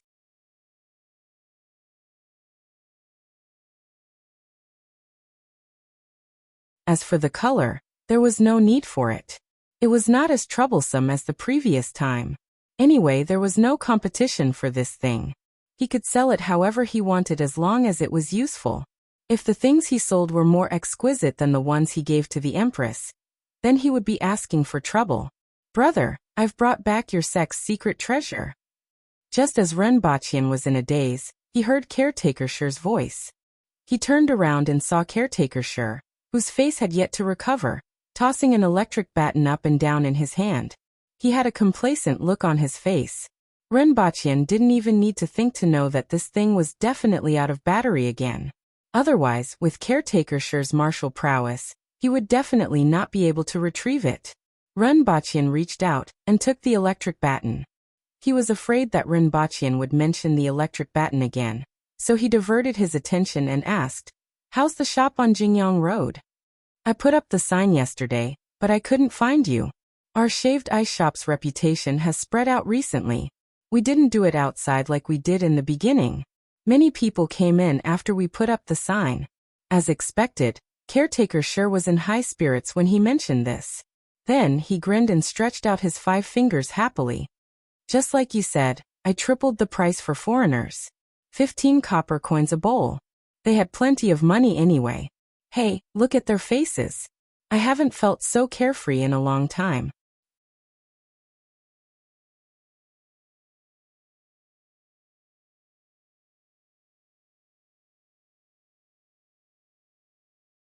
Renbachian looked at him with disdain and said, "You're still pretending, keep pretending.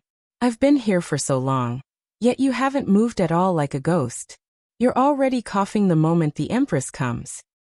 But his surname is Lin? Could Lin Qiala be her daughter or granddaughter? One is a librarian, and the other is a librarian. Are they preparing for their daughter to inherit the family inheritance? Renbachian glanced at Lin Qiala. On the other side, the Empress said warmly, "Supervisor Lin, you still have to take care of your health. Xianja, send 3 tails of red snake seed and 5 stalks of 100 core grass from the medicine storehouse in a while." "Yes. I'm here to look for the record of Dongxian. I suddenly feel like flipping through it," the Empress said. "I'm going to get it for Her Majesty," Librarian Lin bowed and said. Then she walked toward the inside with her hunched body. "I also want to see if there's anything else that I'm interested in," the Empress said again. Librarian Lin stopped in her tracks and made a pleased gesture. Renbachian looked at the Empress moving forward again. He didn't know whether he should follow her or not. Seeing that the others had already left, he followed behind. Speaking of which, he was also very curious about the difference between the books on the 2nd floor and the 1st floor. According to common sense, the books on the 2nd floor should be more precious than the ones on the 1st floor. The 2nd floor was also filled with rooms. Every room was about the same size as the one below. However, one couldn't see what was inside. There was a layer of soft paper between the grids on the door, and nothing could be seen inside. "Your Majesty, it's here." When they reached the 3rd last door, Librarian Lin stopped in her tracks and pushed open the door beside her. The Empress went in, followed by Librarian Lin. After that, Xianja stood at the door. Renbachian didn't even see what was inside. At the same time, he was even more curious. It was so well guarded. What exactly was inside? The record of Dongxian? A martial arts secret manual of this world? Renbachian felt that it was highly possible. This name didn't sound as common as 300 poems of the Tang dynasty.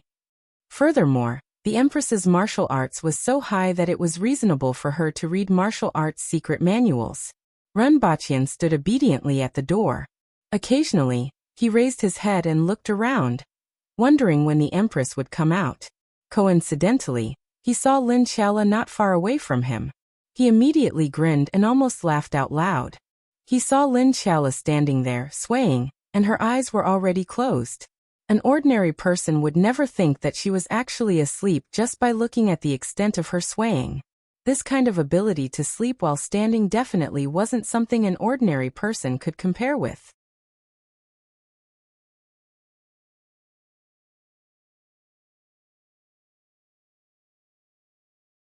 He thought that if he made chocolate-flavored feces, she would really eat it.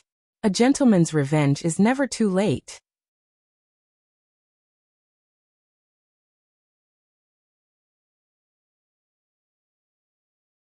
Chapter 71. Renbachian did not learn for long before the Imperial Guard named Xian. She brought the medicine to the 2nd floor. After she came down, she pointed at Renbachian and said, "Follow me to see Her Majesty." He pushed the pen and paper to the side, got up, and followed Xianja. Behind him, Lin Qiala was fuming as she looked at his back view. After snorting twice, she reluctantly put away the pen and paper. For the sake of Renbachian's white rabbit creamy candies every day. The familiar path was the same palace that he always went to. After entering, he found that a burly man in an official uniform was already standing inside. However, it was a little different from his own. The main body was black with a beast pattern on it, and the collar was yellow. "Greetings, Your Majesty." Renbachian stopped one step behind that person and bowed. That burly man turned his head to look at Renbachian and asked with a grin, "Your Majesty, is this the guy?" "This is the storyteller of Qingxin Palace Hall. This time he will accompany you in receiving those people." The cold voice of the Empress came from above. "That's good. I think those people are already very annoyed. All of them don't have much ability and are a bunch of fart. If it weren't for the fact that they came to give gifts, they would have already cut off their heads and kicked them like a ball." The big man laughed loudly. "Renbachian, this is the Honglu Vice Minister. From tomorrow onwards, you can report to him. You don't have to go to Qingxin Palace Hall for the time being. As for the position, it would be in the Honglu Bureau." "Gu Daxiong, are there any vacant positions?" the Empress asked from above. It had to be said that Gu Daxiong really lived up to his name. He looked like a bear, with a huge body and a face full of stubble, like a human bear. Renbachian lowered his head. He knew about the Honglu Bureau, which was responsible for external reception and various etiquettes. It was equivalent to a foreign affairs department. Since he was responsible for the reception of those people, it was perfectly justifiable for him to have his name in this department. Honglu Junior official Gu Daxiong pondered for a moment before suggesting, "Why not we take up the position of Honglu deputy? I remember that seat isn't empty, right?" the Empress asked. "I'll go back and give him a vacation. Anyway, he wants to quit long ago." Gu Daxiong grinned. Renbachian was speechless as he listened from the side. There was actually such an operation? What an eye-opener. "He's called Qiji? I remember that he broke the legs of 4 people from the Yun Nation last year, and one of them even complained to me." "So be it." The Empress's voice was heard, and both of them bowed in agreement. "How about this? If there's nothing else, you can leave." After the Empress finished speaking lazily, Qing Yuan, who was at the side, served a plate of grapes. The Empress plucked one and placed it in her mouth. "This subject shall take his leave." After Gu Daxiong finished speaking, he retreated. Before he left, he grinned at Renbachian, revealing a mouthful of snow-white teeth that glistened under the illumination of the lights in the hall. "Come forward and continue your story." The Empress reclined on the couch. Her eyes were painted red, and her lips were as red as blood. When she plucked a grape and placed it in her mouth, her actions were extremely moving and made one's heart tremble. Renbachian hurriedly lowered his head after taking a glance. He was so close to sticking his head into the ground. "Oh, storyteller Ren, raise your head and look straight at me. Why are you lowering your head?" The Empress chuckled, looking languid and unrestrained. Renbachian raised his head to take a glance and almost lowered his head again. Normally, the Empress was still fine. Even though she was beautiful, she was too cold and could only be observed from afar. However, today, she was lying on the couch, wearing a red muslin, looking languid and charming. Her posture as she gently placed the grape in her mouth made him feel like he was being teased. He coughed awkwardly and said, "Your Majesty's beauty is unparalleled in the world, like the bright sun in the sky. I feel ashamed of my inferiority and find it hard to look straight at you." "Unparalleled in the world?" the Empress asked. "Yes, no one in the world can compare to you." Renbachian lowered his head and replied, "The celebrities on Earth were seen on TV every day. In terms of appearance, they were similar, but their identities were different. This was the monarch of a nation." That kind of excitement made Renbachian's heart jump up and down. If he were to jump any further, his heart would jump out. "You really know how to talk," the Empress said with a smile. "Tell me about investiture of the gods. The story of your nation is indeed interesting." "Yes," Renbachian hurriedly responded. He opened his mouth for a long time and finally calmed himself down before he began to narrate the story. He only stopped when he reached the part where Baigan dug out his heart. According to usual practice, he should have stopped at this time. The lamp oil in the hall had been refilled several times. Tell me another part. I don't feel comfortable if I stop here, the Empress suddenly said. Renbachian didn't expect the Empress to speak at this time. Today, the Empress was much more human than usual and less cold. He hurriedly nodded his head in response. Fortunately, he had completed Investiture of the Gods. If he were to read those web novels where chapters were missing, he would probably be in trouble. He narrated until Grand Tutor Wen went to the East Sea to quell the chaos. Finally, he said, "If you want to know the outcome, listen to the next chapter." After finishing the story in one breath, he felt refreshed and could finally get off work. Then he wanted to give himself a slap. Did he really think of himself as a storyteller? What he was doing was just a matter of missing chapters. Sure enough, these were all passed down from generation to generation. Those web novels were just copying the wisdom of the ancient people. He looked up at the Empress and saw her squinting at him. She had no intention of speaking.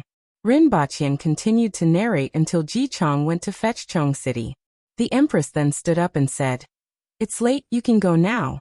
For the next few days, just prepare for the Honglu Bureau. Also, make a few trips to the Imperial Kitchen when you are free. Teach them a few Chinese dishes for the banquet." Renbachian bowed and asked, "Your Majesty, how are the arrangements for the banquet? What does Your Majesty want?" "What do you mean?" The Empress was slightly puzzled. In China, there are delicious dishes of color and fragrance. There are also some dishes that taste good but aren't in good condition, making it hard for people to eat. There are also some dishes that are only suitable for specific people, for example, especially spicy dishes, Renbachian said softly. This was what he suddenly thought of after the Empress spoke. The Empress didn't like those people. She even wanted him to be the vanguard to criticize them. Whether they could eat the banquet would depend on the mood of the Empress in front of him. Renbachian felt that he was getting better at playing the role of a lackey. This is interesting. The Empress laughed. "Let's see who it is. But have you prepared the toffee?" "It's ready. Shall I send it to the palace tomorrow?" Renbachian quickly asked. "No need. You go ahead with other matters. I will get someone to fetch it tomorrow morning." Renbachian bowed and took his leave. After leaving the palace, Renbachian recalled what happened just now and felt that he was a little too bold. He actually recklessly guessed the Empress's intentions and even pointed it out. But it didn't look too bad.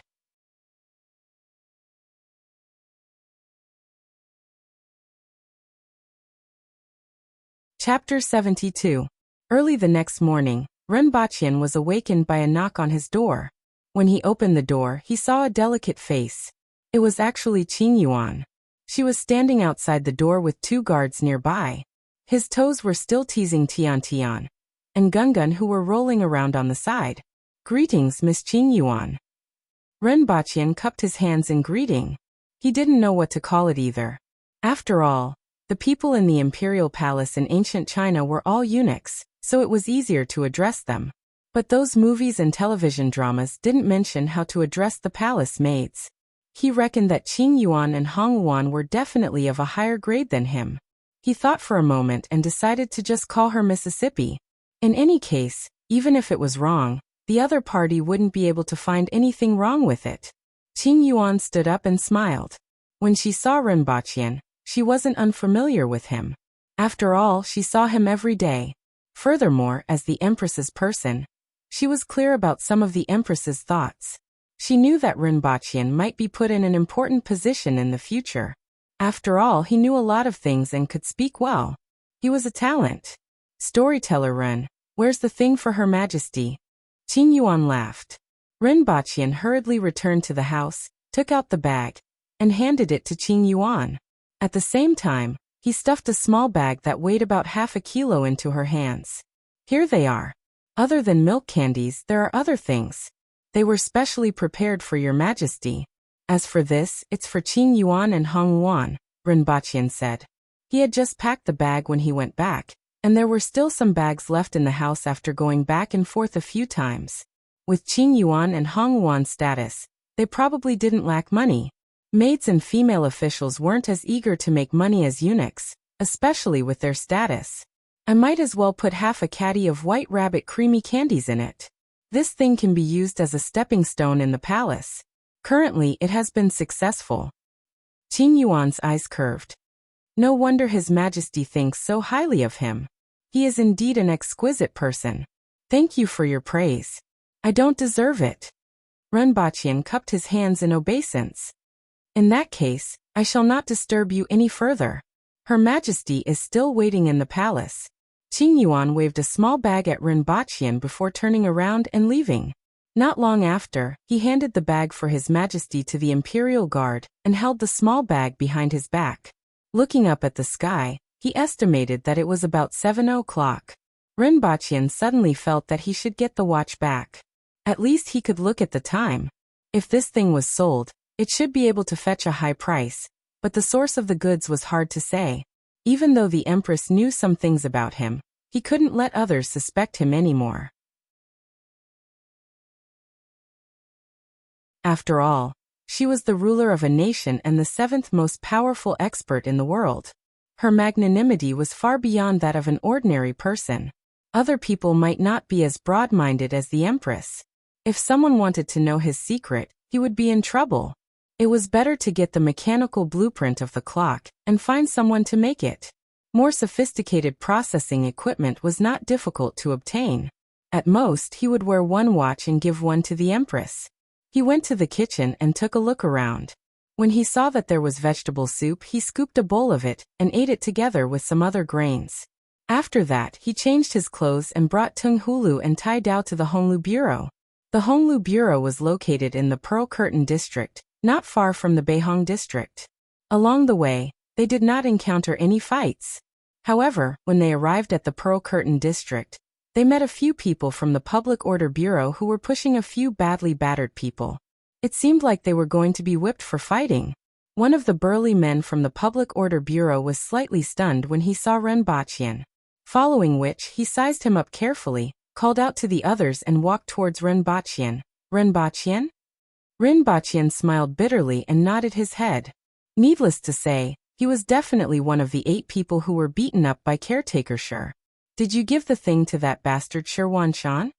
That burly man's face immediately became unfriendly. I was robbed, I'm innocent. Ren Baqian said helplessly. Can you use the secret treasure of your sect? Lend it to me. Otherwise, let's draw a circle. That burly man shouted. Ren Baqian felt Tung Hulu and Tai Dao behind him take a step forward. He was satisfied. It was worth it to have these 2 underlings. In any case, it was enough for them to stand up for him when he was in trouble. He waved his hand behind him. Now that I'm the Honglu deputy, I can choose not to accept your challenge. Ren Baqian smiled casually. According to his understanding, the Honglu deputy should have a higher position than this burly man. He could choose not to accept the challenge just because his position was higher. It was fine if he was bullied by the Empress, but caretaker Shi was on good terms with him. Ren Baqian couldn't bully everyone. There's such a thing? That bastard Shi Wanshan didn't mention it before? Aren't you from the Beast Park? That burly man scratched his head in confusion. Ren Baqian cupped his hands and said, I'm about to report to the Honglu deputy. You are the first outsider to take up an official position in Dayo. Forget it, your position is higher than mine. That burly man looked at Ren Baqian and grinned. He didn't seem to mind at all, waved his hand at him and left. Ren Baqian looked at his back and shook his head slightly. This person wasn't bad. He was similar to the aboriginal men that Ren Baqian had met before, but a little vulgar. However, from his attitude, Ren Baqian could tell that if he didn't have an official position in Dayo, it would be difficult for him to do anything. The aboriginals weren't polite to outsiders. He shouldn't even think about being a wealthy man. Unless he went to another country, but it wouldn't necessarily be a good outcome. Therefore, it was better to cozy up to the Empress in the future. Based on his experience in the Beast Park and the palace, the Dayo people weren't averse to becoming one of their own after holding a position or official position. Regardless of whether it was caretaker Shi or a few other caretakers, or even the odd job workers and their family members, they were all the same. It was the same for some of the people he met in the palace. Let's go. Ren Baqian gestured for the 2 people behind him to head to the Honglu deputy. Outside the Honglu deputy was a huge courtyard with a few tall buildings. From the main gate, one could see that there was a passageway leading to the back of the building. The two burly men at the entrance were dressed differently from the palace guards and the people from the Public Order Bureau that Rinpochian had seen just now. It was a sleeveless shirt, revealing two thick, muscular arms. In addition, the two of them had ferocious faces and murderous eyes, which made it impossible for strangers to approach them. If one didn't know better, they would have thought that they were in prison. In a normal diplomatic department, wouldn't they find a few good-natured people who were easy to deal with? However, Deo had specially placed two fiendish-looking men to guard the entrance. They couldn't wait to keep everyone out. They were simply a weirdo in the diplomatic department. This is the Honglu deputy. What's the matter? One of them stopped Rinpochian and said fiercely, "Look for Gu Shaoqing. Tell him that Rinpochian is here to report," Rinpochian said. Report? That person sized up Rinpochian suspiciously. Wait a minute. The other person turned and entered the courtyard. Rinpochian felt that he should have worn his official robes.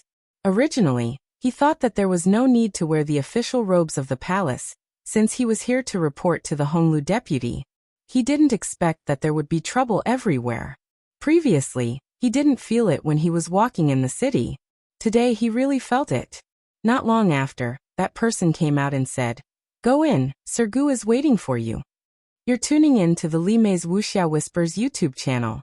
We're so grateful for your support, and don't forget to subscribe to join us on this incredible journey through captivating stories. Your generosity through donations truly makes a world of difference, as it's the primary source of revenue that allows me to expand and enhance this channel for you. Thank you from the bottom of my heart for being a part of this adventure.